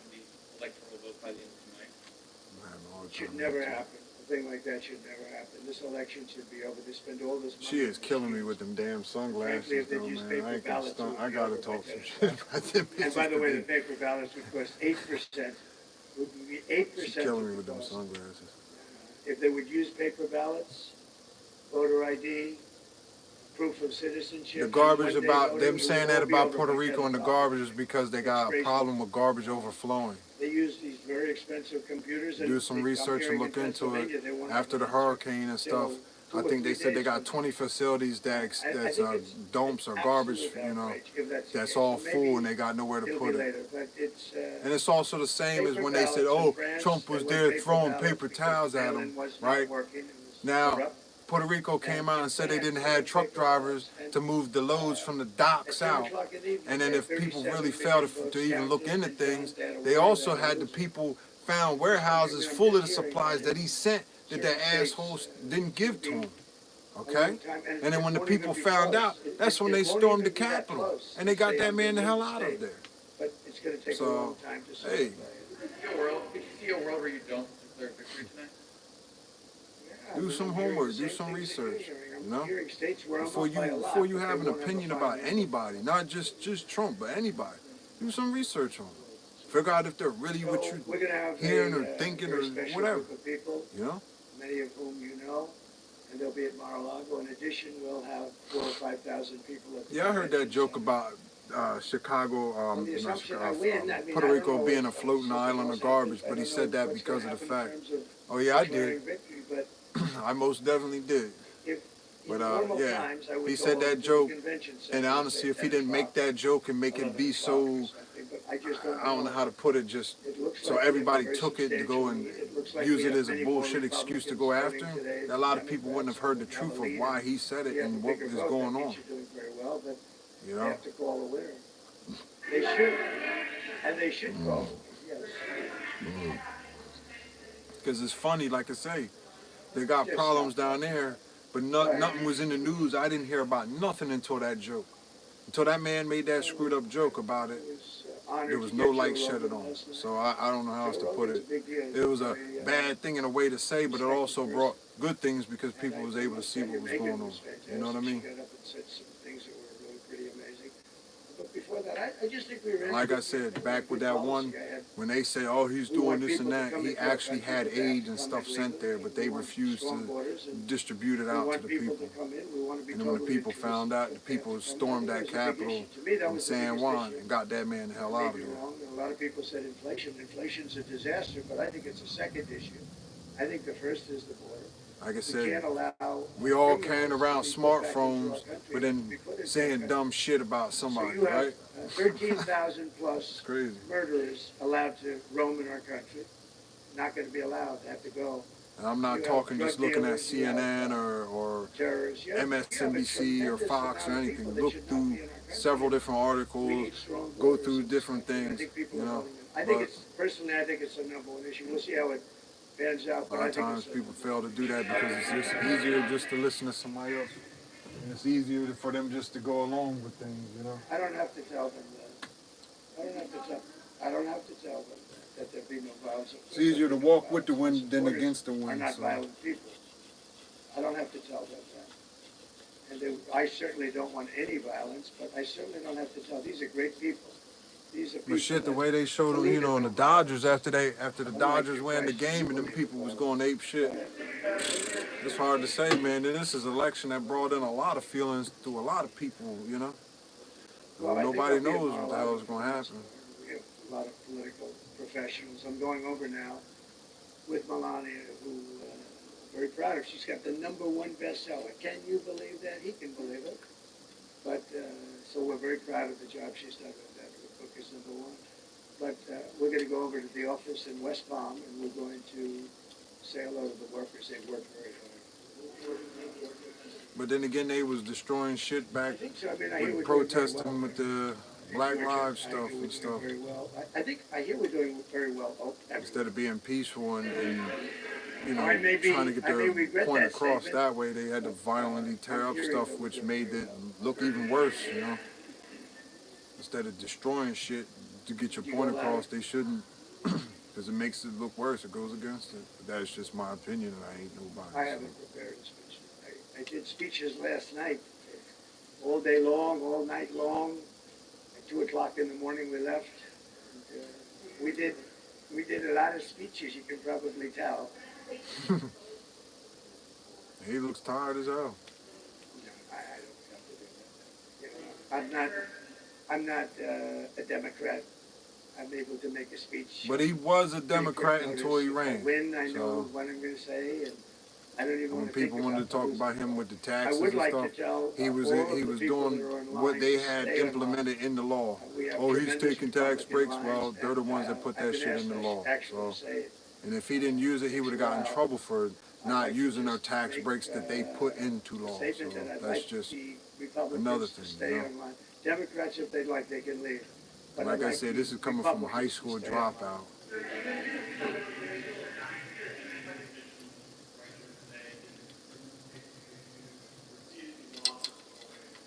I have no pressure whatsoever. I'm winning. I may not have a paper to say that I know this or that, but it ain't never held me back from trying to learn something on my own.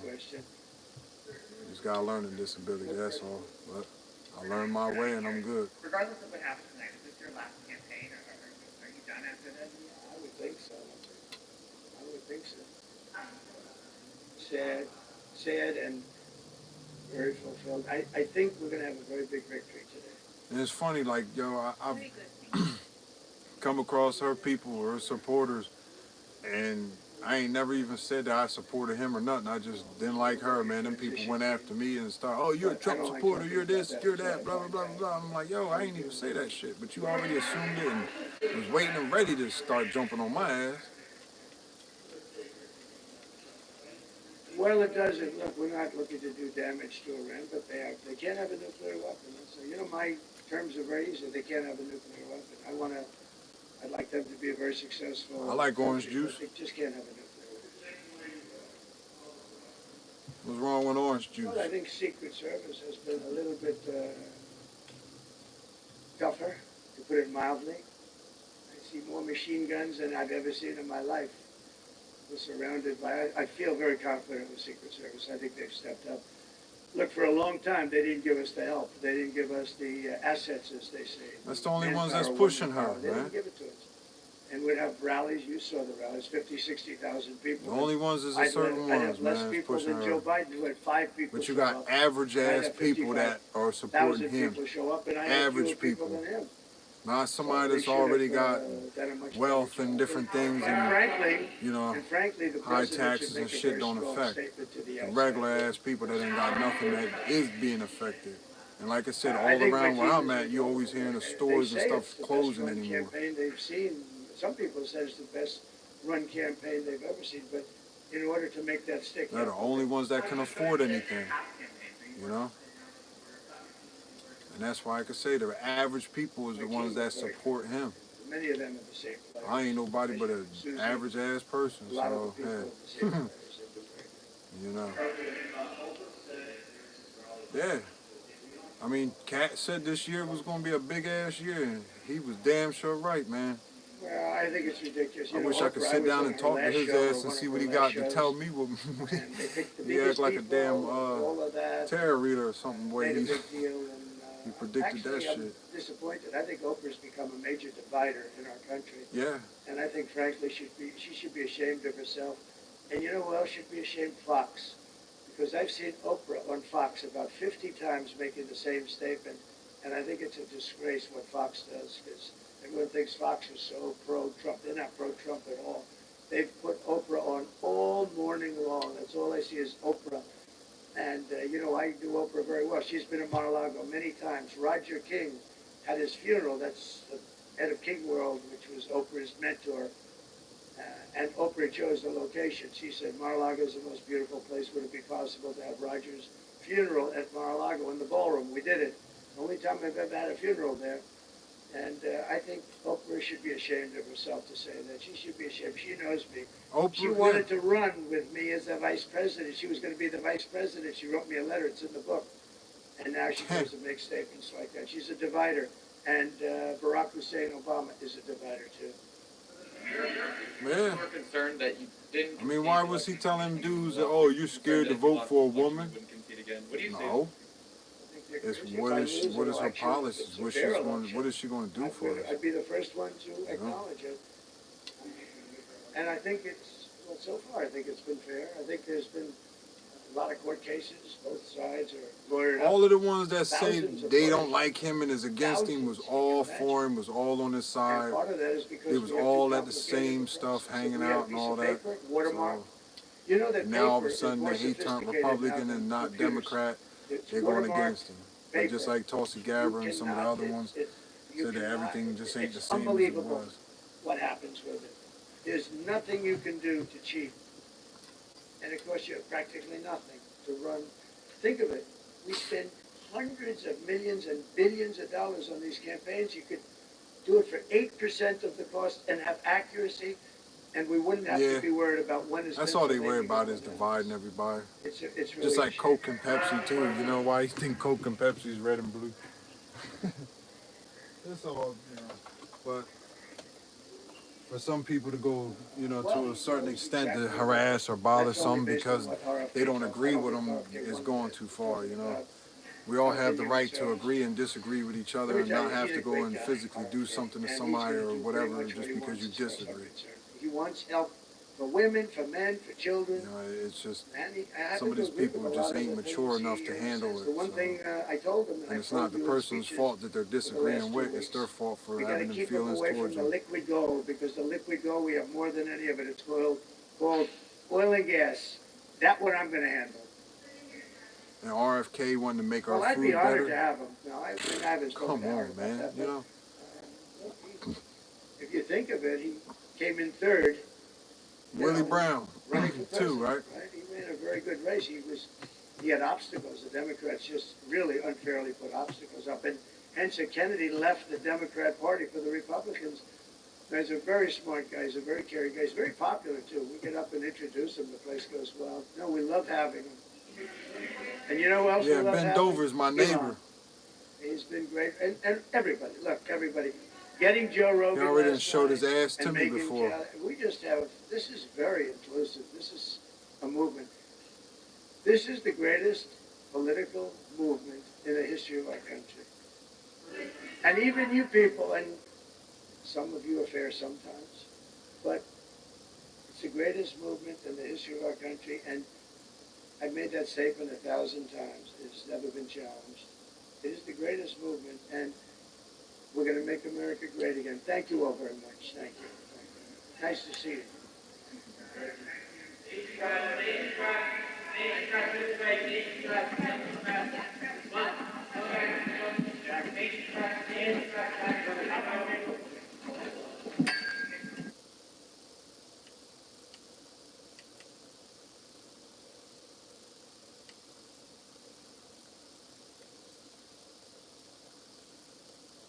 Yeah, you see, you'll have people. Oh shit.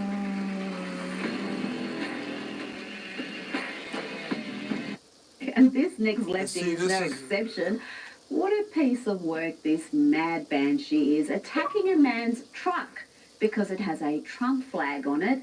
She feels entitled to vandalize his property right in front of him. This is my truck. Get away from my truck. He looked at high as hell. Get away from my truck, you crazy lady.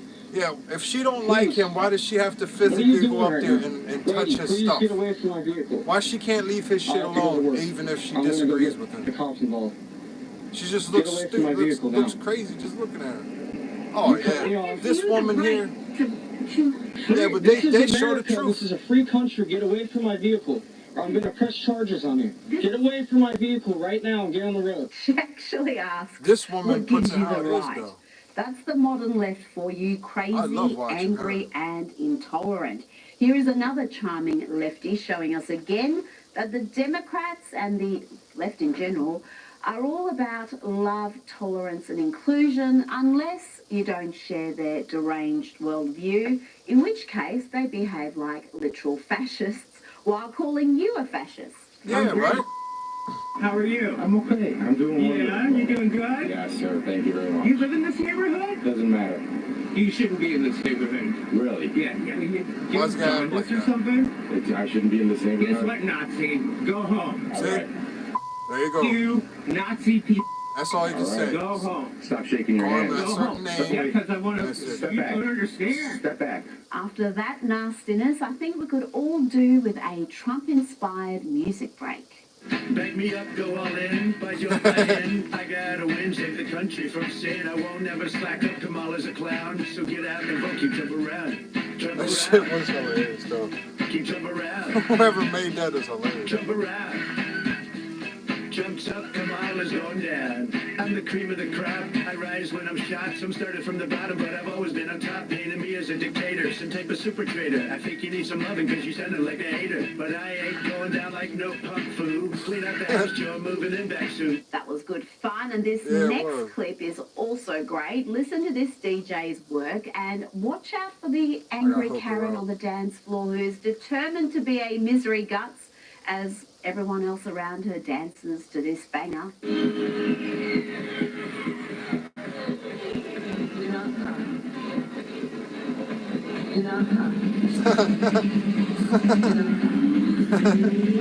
coming. I'm gonna come. Oh shit. I'm coming. How you gonna tell them do not come? Like that's gonna stop people.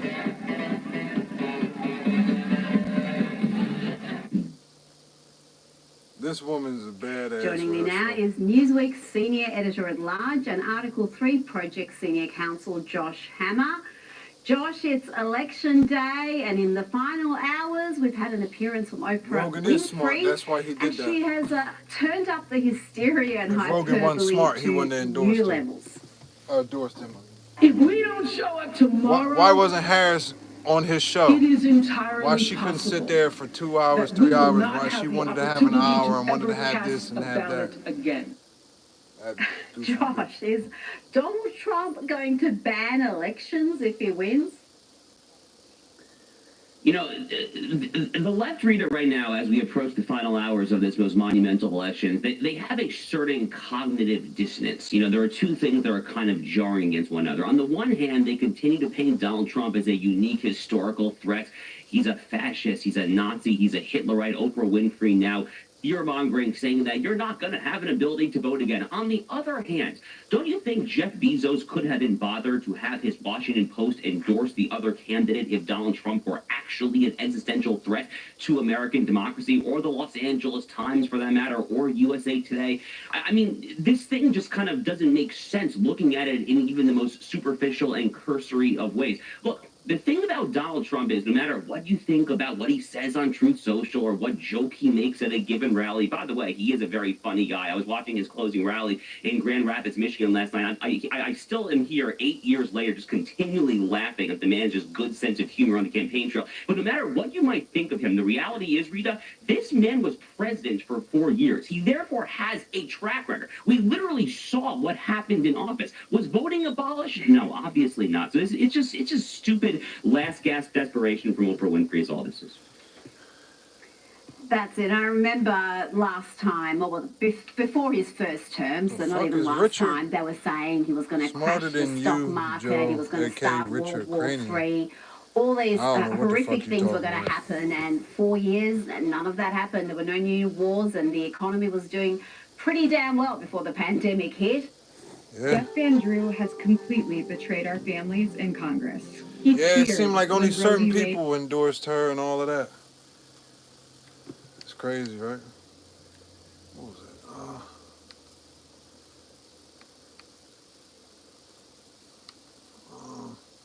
Yeah, and these dudes that Cartier, I can't say the damn name, but they're good too. Let me see. Does she have another one? A couple hours or something ago.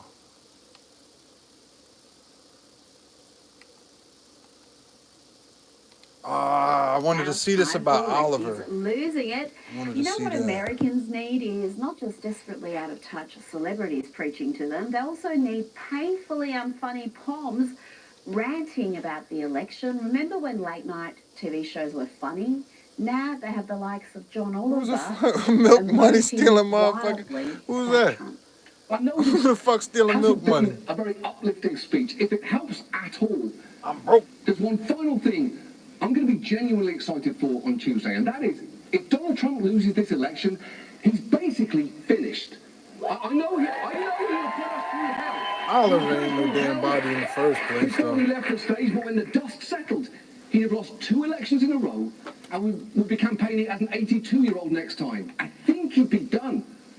And doesn't that sound great? Trump put him through hell. Oh, gosh, would have been a loser.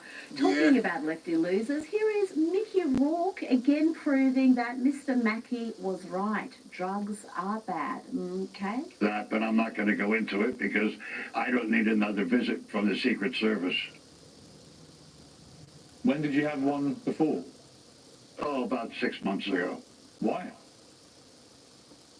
Take a wild guess. Was it because of something you said about President Trump? Yeah. What did you say about him? Just the truth. Which is what? Nothing.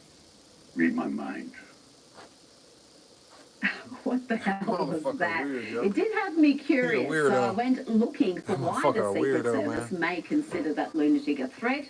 It's not because he told the truth about Trump as he claimed there. It's because he threatened to punch the president. This is Rourke during Trump's first term. Again, let this be a lesson to the kids out there. Stay away from drugs and bargain basement plastic surgery. Just like you do. In the White House, that lying sucker. I'm a weirdo. No good. I'm all right with it. I don't give a fuck. Face piece. You know, he said some really nasty things about the two of us. And you know what? It's personal. It's personal now? There's going to be a day when he ain't president. And we're going to bump into each other. And you're going to feel me. You're going to give him a left hook? Like I said, you can call me whatever the fuck you want. I don't give a shit. You might. A left hook from hell. Oh dear, yeah, that dude has been losing it for I know who I am and what I am, years, so ain't no fucking shit somebody gonna say about me gonna bother me. Because I know who I am and what I am. Who is just abusing Trump supporters in this next clip, just spewing abuse. He talks about the millions of folks who have attended Trump rallies over the years like they're garbage. Who raised these people? Yeah. Because they were not raised by anybody in my neighborhoods that I grew up, any middle-class neighborhoods that I grew up in. These people were not there. They were not raised. I mean, they weren't in the classes I went to growing up in elementary or middle or high school or college. They just weren't there. That wasn't the America. And if the other one loses, it's going to be the same amount of bullshit and whining. So it's going to be bullshit and whining on both sides. Who raised them? So how can you just say it's going to be funny on his side? It's going to be funny on her side when they find out they lose. How much whining and shit they're going to do. It's the same. And this next lefty is no exception. What a piece of work this mad banshee is, attacking a man's truck because it has a Trump flag on it. Here it is. She feels entitled to vandalize his property right in front of him. This is my like truck. I said, Get that away woman, from my truck. Get away from my truck, you crazy she's lady. entitled. That's why. Please. What are you doing right now? Lady, please but I bet get you away if it from my was vehicle. somebody different, a different to go to work. race or something, she might have acted a little different too. Get away She from my might vehicle have now. not touched it too.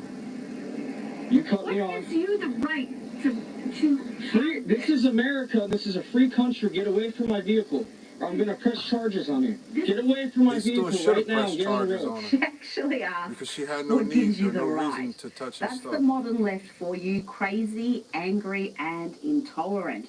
Here is another charming lefty showing us again everyone has a that right the to Democrats revenge. and the That does left not in mean general that you can go are all and physically about do stuff love, to somebody. You tolerance, can and say whatever you inclusion, want verbally, unless you but don't once you share start their putting your hands on deranged people or their worldview, stuff, that's a whole in which different case story. they behave like literal Because fascists. if the other while side did calling that to you a them, then fascist. they would be calling them all kinds of stupid shit. How are you? I'm okay. I'm doing Yeah, you doing good? Yes, sir. Thank you very much. You live in this neighborhood? I don't believe in that. You Say shouldn't what be you in want, this don't put your neighborhood. hands on Really? Yeah. That's all. Do you have jaundice or something? I shouldn't be in this neighborhood. Guess what, Nazi? Go home. All right. You Nazi people. All right. Go home. Stop shaking your hands. Go home. Step Yeah, away. because I want to. Step You back. don't understand. Step back. After that nastiness, I think we could all do with a Trump-inspired music break. The third option ain't going to do nothing because the first two is all, is what's going to get it all. From saying I won't never slack up. Kamala's a clown, so get out and vote. Keep Trump around. Trump around. Keep Trump around. Trump around. Trump's up, Kamala's going down. I mean, they called him garbage and they pulled something that they in a garbage truck. Come on, man. But I've always been on top, painting me as a dictator, some type of super trader. I think you need some loving because you sounded like a hater. But I ain't going down like no. Trump loved this country way before he became That was president good or fun, tried and running this or any of next that. So. clip is also great. Listen to this DJ's work and watch out for the angry Karen on the dance floor who's determined to be a misery guts as everyone else around her dances to this banger. I'm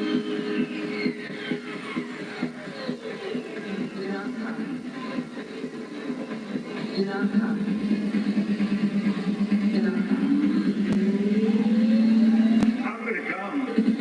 I'm going to go.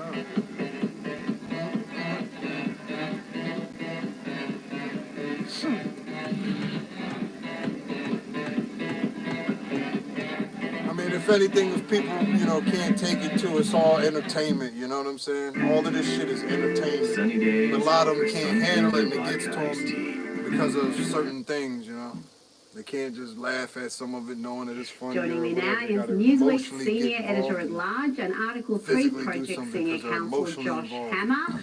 Josh, it's election day, and in the final hours, we've had an appearance from Oprah Winfrey, and she has turned up the hysteria and hyperbole to new levels.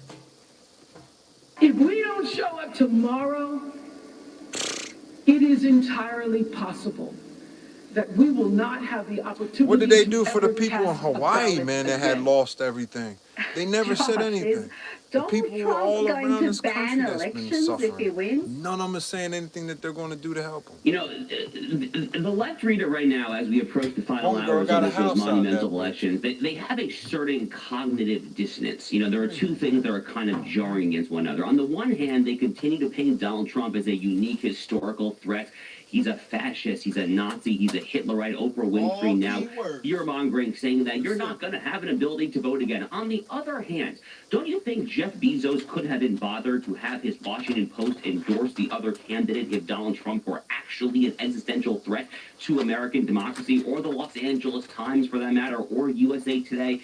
I mean, this thing just kind of doesn't make sense looking at it in even the most superficial and cursory of ways. Look, the thing about Donald Trump is no matter what you think about what he says on Truth Social or what joke he makes at a given rally, by the way, he is a very funny guy. I was watching his closing rally in Grand Rapids, Michigan last night. I still am here 8 years later just continually laughing at the man's just good sense of humor on the campaign trail. But no matter what you might think of him, the reality is, Rita, this man was president for 4 years. He therefore has a track record. We literally saw what happened in office. Was voting abolished? No, obviously not. So it's just stupid last gasp desperation from Oprah Winfrey is all this is. That's it. I remember last time, or before his first term, so not even last time, they were saying he was going to crash the stock market, he was going to start World War III. All these horrific things were going to happen, and 4 years, and none of that happened. There were no new wars, and the economy was doing pretty damn well before the pandemic hit. But let's stick with the lies, damn lies, the Democrats' lies. Former President Barack Obama delivered his final pitch to voters on behalf of Kamala Harris. And of course, he just had to repeat a number of thoroughly debunked lies, including the find people on both sides lie. Here is what Barack Obama had to say, and I'm going to follow that with a clip of what Trump actually said. Who said that there were very fine people on both sides of a white supremacist rally. Very fine people on both sides. You had people in that group, excuse me, you had people, and I'm not talking about the neo-Nazis and the white nationalists, because they should be condemned totally. But you had many people in that group other than neo-Nazis and white nationalists, okay? He could not be clearer. He was very, very clear in saying he was not talking about the white nationalists and the Nazis, and yet that divisive, damaging lie has been repeated over and over again, not just by Barack Obama, Joe Biden, Kamala Harris. And it was only a few days ago. Yeah, they're going to lie and say that he said something, and boom, there you go. You can see the whole truth where it's not cut and edited just to show that, oh, he said this like this and like that.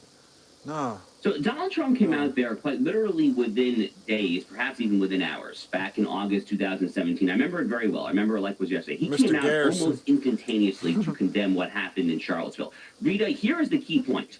One, they are just totally lying. His age ain't got nothing to do with I can't believe they're still trying to pull this stunt, by the way, 7 years after every so-called purported self-proclaimed fact checker in the country has debunked this for being the thoroughly just pile of stewing, feeded garbage lie that it actually is. But even more to the point, Rita, for over a year now, since October 7, 2023, there has been a Charlottesville on American university campuses and in American large urban corridors basically every single day. Do you know who has not condemned any of this and who, if anything, is actually telling the so-called pro-Gaza protesters that are actually out there trying to harm Jews and others much more than these stupid little tiki torch Nazis in Charlottesville are? Do you know who is not condemning them? Joe Biden and Kamala Harris. Kamala Harris repeatedly telling them, you know what? They have a point there. She's trying to indulge the worst excesses of the actual modern neo-Nazis while trying to drum up this stupid clip from 7 years ago. Again, no one buys this crap. They are desperate. They are flailing for anything here in the final hours, and they will not get truth get in the way of a good narrative.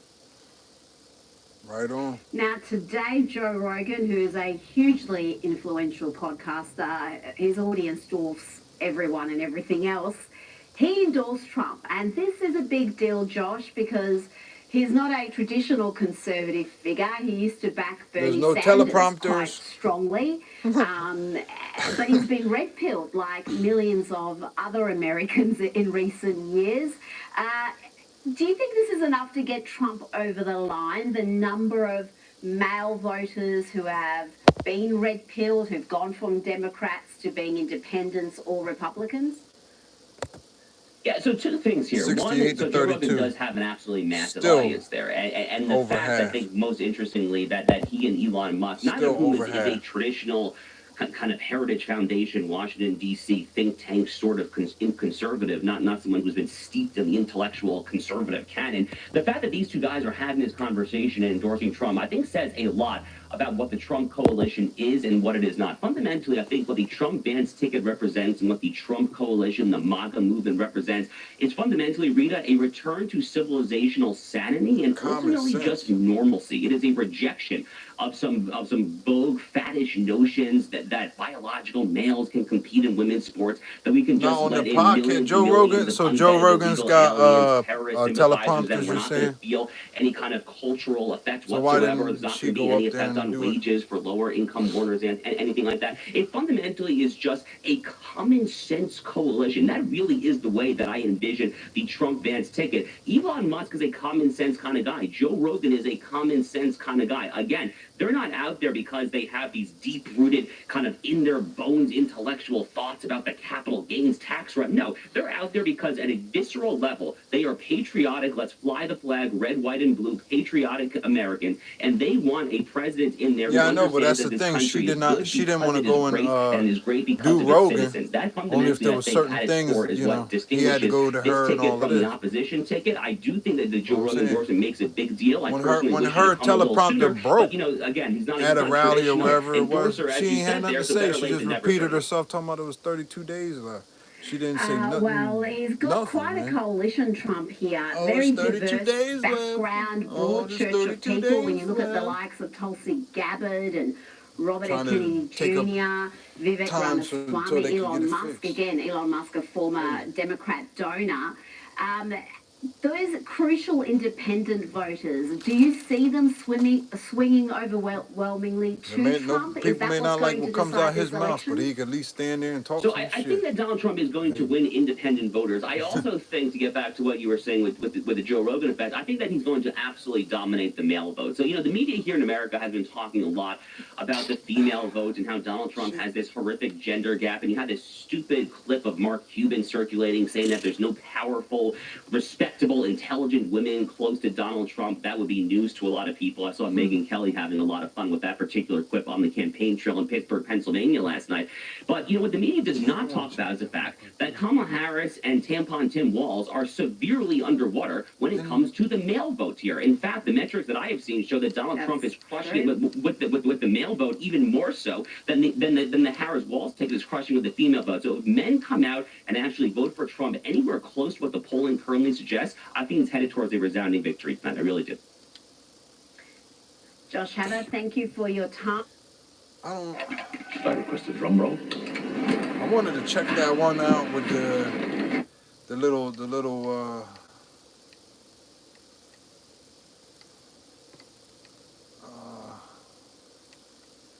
squirrel.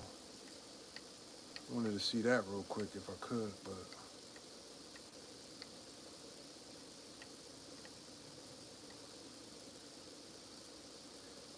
let me go back to this one and see if who spoke at his rally last night.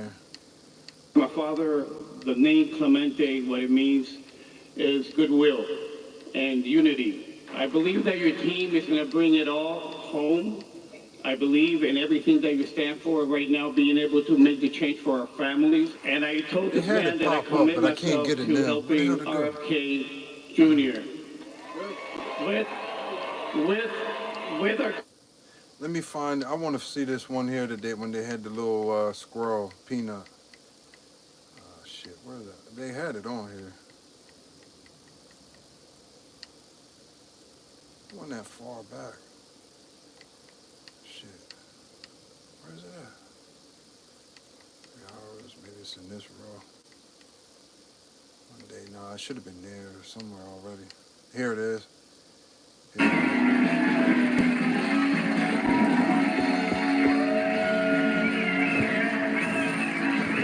I don't know where you're talking about misinformation because it's coming straight from a news crew. Yeah, it ain't someone's opinion. You pull my lever.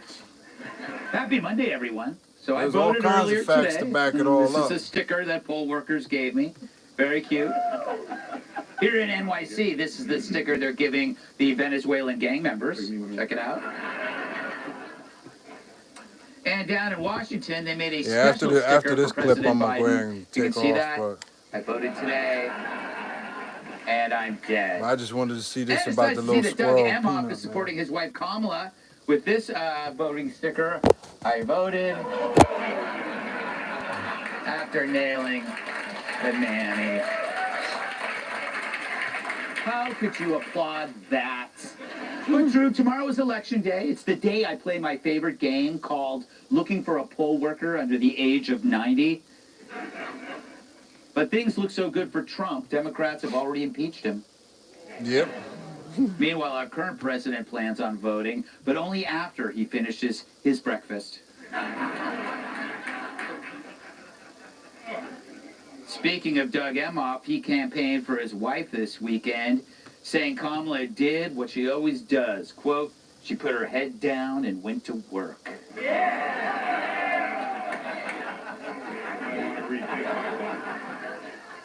And that's exactly what we need in the Oval Office, said one man. Yeah. Little misdirection. The New York City Marathon took place yesterday. No surprise, of the more than 50,000 runners, half are still missing. Yeah. Coldplay's Chris Martin fell through a trap door during a performance in Melbourne. More bad news, he's fine. Later this month, the McRib will return to select McDonald's restaurants. And that's the power of prayer, said one man. And a new handheld device may soon cure insomnia by turning off your mind. I think we have a picture of it here. All right. Why not? I'm off for 2 days, rip 'em. So one of the key differences between the left and right is one side's willingness to leave you alone. Sure, all politicians want power, but clearly one kind is more invasive than the other. So meet public enemy number one, Peanut the squirrel. Apparently the most sinister rodent since Adam Schiff. Well, here, I'll help you out, so you won't ever find me again. Or he was, until the state of New York decided he had to go. His crimes, it seemed to have been something to do with living indoors, unlike half of New York City. I guess if he had a tent and smoked meth, he'd still be with us. But last week, agents from the New York State Department of Environmental Conservation unleashed a 5-hour raid on the home of Peanut's owner, Mark Longo, and took Peanut into custody. This was terrible. 5 hours. Probably took that long to put on the little handcuffs. But thanks to a full 10 agents prepared for heavy resistance, Peanut was apprehended with minimal injury. Get out of here. Go find somebody else to talk some stupid shit like that to. But for these brave agents of New York's environmental conservation, this was their bin Laden. Clearly, Peanut had to go. A rodent Nazi, a nutsy, if you will. Too immature, so you know. Because in New York, they don't want squirrels taking your nuts, just the pediatricians. Now, Peanut had a co-conspirator, Fred the raccoon. Obviously a criminal because he was always wearing that mask. Fred was also removed in the raid and, like Peanut, executed. No trial, no jury, no due process, nothing. It's as if they were at the Capitol on January 6th. Maybe they were the ones who crapped on Pelosi's desk. Now the state claims they had to euthanize both animals so that they could be tested for rabies after Peanut bit one of the officials. Yes, a bite that occurred during the raid, meaning the state claims they solved the problem that they themselves caused. They raided a house, antagonized a terrified squirrel, and when it bit them, 20 more to go with the votes. If I get 600 the city is now safe from one adorable rodent. That should be enough. As for the owner, he and his wife think someone ratted them out.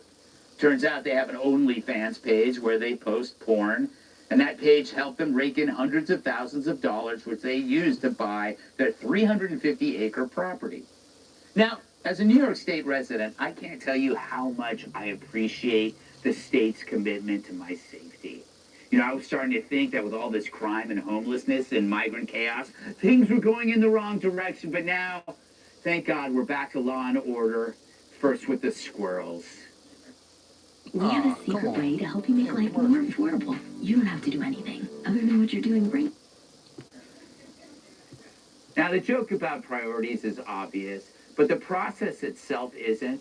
Big government, by its nature, only sees itself as growing bigger. And as it grows, so does its intrusiveness.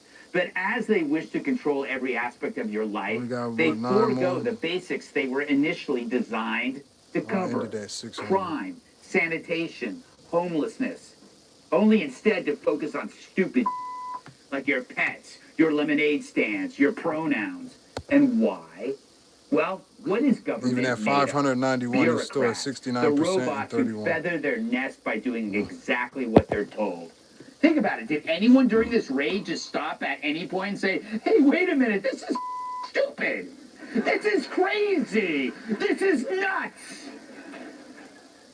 Or was the whole thing just on automatic? As the old saying goes, just following orders. You know, we worry about the non-conscious thinking of artificial intelligence. Once it starts, you can't stop it.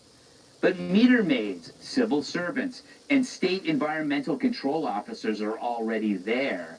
And they're worse. They're just following the Democrat policy with the power of judge, jury, and executioner. Fact is, most people are not political until politics enters their lives. You could be completely disinterested in the whole thing, and then the government shows up to tell you that your kid's gender is fungible and your pets are expendable.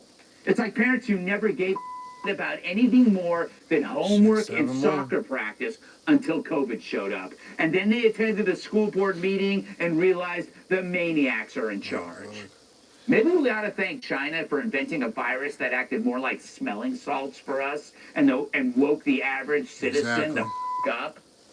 Now, I'm not saying Peanut's death just flipped New York, but you want to red pill America, raid their homes, and murder their pets.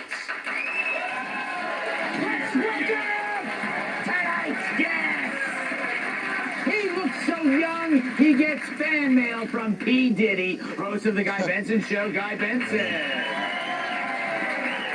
This Anglo-Saxon loves a good Brazilian waxing. Host of Pierce Morgan Uncensored Opinion. 5 more. I'm gonna end it at 5 more. Baby bump, she's just stuffing her shirt with stolen office supplies. New York Times bestselling author, my and his voting booth is an airplane hangar. New York Times bestselling author, comedian, and former NWA. He did an interview with Trump that was good too. I'm going to you first because out of everybody here, probably in this studio, you own more pets? No, I don't, Greg. That's not true. Okay. I don't own any animals, Greg. Oh, you okay? No, you think I want these mother coming to my house? Around and find out. What? This bothered me on a personal level, and I don't understand. Their excuse was that Peanut bit them. Yeah. What did Fred do? Giggle? Yeah. You know what I'm saying? This is what these officials do. Now, I had a similar thing happen to me where a person tried to break into my house in the backyard, and I had cane corsos at the time. Mm-hmm. And my dog bit him on the ass for trying to get in my back window. Now, when he was discovered, my dog was hanging from his ass because he was a good boy. Right. He didn't finish him. He held him. They came in and took my dogs. I cooperated with them, and I said, please, keep them two together. They've never been apart. They're like, no problem, no problem. I had to go to court to get my dogs, and the judge said they were just protecting their home. You can pick your dogs up. When I went to pick them up, they euthanized them because they tried to separate them, and the big one got aggressive. So this is not, unfortunately, this is not uncommon. Mm-hmm. The people that come in are power hungry. You raided their house looking for what? What exactly? The story about rabies, a squirrel with rabies is not hard to figure out. Yeah. They got a little frothy mouth. Well, they look a lot like Hunter Biden when you walk the crack. They're aggressive, and no owner would be holding them. I'm going to end it now, just because it's at 600. So, it's a still terrible the same. thing, and you know what? It did wake a lot of people up. And it's crazy. 68 to 31. Flip. So if you're on the ropes, if you're not sure, and you want to get on the right team, if you don't want to vote because Tyrus told you to, which you shouldn't anyways, or a celebrity, I'll be back later. Do it for Peanut and 4 or 5 hours or so. Do it for Peanut and Fred! Do it Yo, for Peanut and Fred! I mean, damn, the little squirrel gonna bite you and it hurt you that bad, you gotta kill it. Into the night. Guy, this is a great moment where a lot of people who weren't thinking about government now realize how evil government can be. Yeah, so 2 things. Number 1, I was unaware until yesterday of this OnlyFans angle. Yes. From the squirrel's dad. So I'm a journalist, Greg, so I did look into it. And I can confirm that is a thing. So I just wanted to make sure there was a fact check there. Secondly, with all respect to our resident libertarian, libertarians are often very annoying. Mm-hmm. However, they are often right about a lot of things. And I feel like the libertarian movement should almost like nominate like a dead squirrel as their next presidential nominee just to draw attention to what happened to Peanut. People don't want to do no research because it's too much work, man. The most cartoonish, disgusting abuse of government that shows all the wrong priorities, and it's so easy for people to understand. And if you're not going to mess with like anything in the country, or if you're going to mess with anything in the country, it ought not be. It's not just a squirrel, but it's just the animals. Animals People in will general. lose their mind over that, and I think this is like a horrible story, but will focus people's minds. Yeah, you know, Piers, you have squirrels in England. We do. They're black squirrels, aren't they? We also used to have red squirrels before they all got eradicated, yeah. Something about this story is just utterly disgusting, isn't it? Yeah. It's like I was reading about it. I'm thinking 10 people get sent by the government at a time when, as you say, New York is riddled with crime and homelessness and mayhem. And 10 of them can spend 5 hours Trump of ain't their even day on the TV and somebody got coming worried about after a talking shit squirrel about it. and a raccoon. That's crazy. And the rabies line. Only one set of people, seems to me, were behaving like foaming at the mouth rabid animals. And it wasn't the raccoon and the squirrel. It was the people that had been sent by the government, foaming, furious, vengeful, murderous, to eradicate the scourge of like this Harris famous supporters. little squirrel and his raccoon mate. If you were making this up, it would be funny. Yeah. But it's true. And this couple have lost their beloved pets. And remember why they took on this squirrel. Because I didn't know the story, and I looked into it. So the squirrel's mother died, and this guy saw this happen, and he took the little baby squirrel in, right? He took in the little baby squirrel. I mean, damn. And then he has to have What did they think was going to happen? This poor little squirrel, you just took it away from his home, his family. He's scared, and he's figuring he's probably going to have to bite your ass because you're going to hurt him, so he's going to get you first. He's a wild damn animal. Yeah, I can't even think about Peanut because it makes me too upset. Yeah, some people, like I have friends that could not talk about this. It's a real, no, I get it. I have a feral animal lives in my house. It just happens to be a cat. Yeah. But it's found on the street, same thing. Any animal But I with really teeth did is like gonna your bite larger you, point about especially how if he feels it's if just he's people are just like, oh, the policy. Yeah. You know, we give a don't shit. follow the Birds rules. It's bite the you, policy. chickens bite you, It's not. rabbits, This anything happens in will government fucking every single day. This is what government does. This is what it is. And libertarians are right a lot of the time for that reason. Happened to me this weekend at the airport. I was groped like ridiculously by the TSA because I'm on crutches and so I'm on a wheelchair through the airport and I couldn't. It's got metal, so I couldn't go through. So they had to grope me, and they're rubbing my stomach for like 30 seconds. I'm like, it's a baby, right? And then they are rubbing each of my legs. They're rubbing my butt, like, repeatedly. And I'm like, I said, you and I both know I'm not going to do a terrorism here. I did say that. So then they brought the manager over. So then, but I looked at the manager. I said, he's like, keep me very safe. I'm like, you don't even believe that. But they kept saying to me, it's the policy. It's the policy. It's the policy that we need to touch your crotch as a pregnant woman with a broken hip. Like, it's the policy that we have to kill your pet that's loved you for 7 years. It's the policy. You shouldn't have been living inside. That's the biggest problem, that he was living inside. I mean, but it's the policy that people don't think, and I don't like when, it's never been a good enough excuse for me, but that's the rules. Maybe your rules stupid. Maybe your rules inhumane. Maybe your rules hurting people. What do you have to say to that now? And they never have anything to say. They don't, but this is a thing that comes up in society. It's like, you find out when, even in customer service, there are people that cannot go, like, they just have to follow the path no matter how.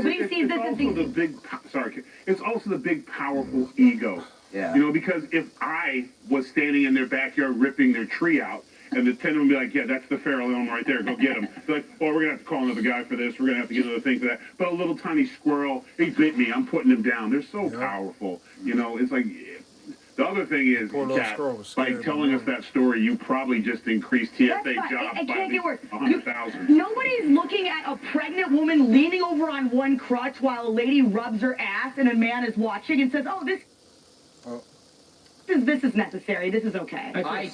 I saw that video, though, a few years ago. Well, thank you, everybody, for hanging out and showing some support and whatnot, and even all the other stuff. I'm going to go ahead and end this here. I'm going to pick back up a few hours from now. They start announcing certain stuff, so thank you.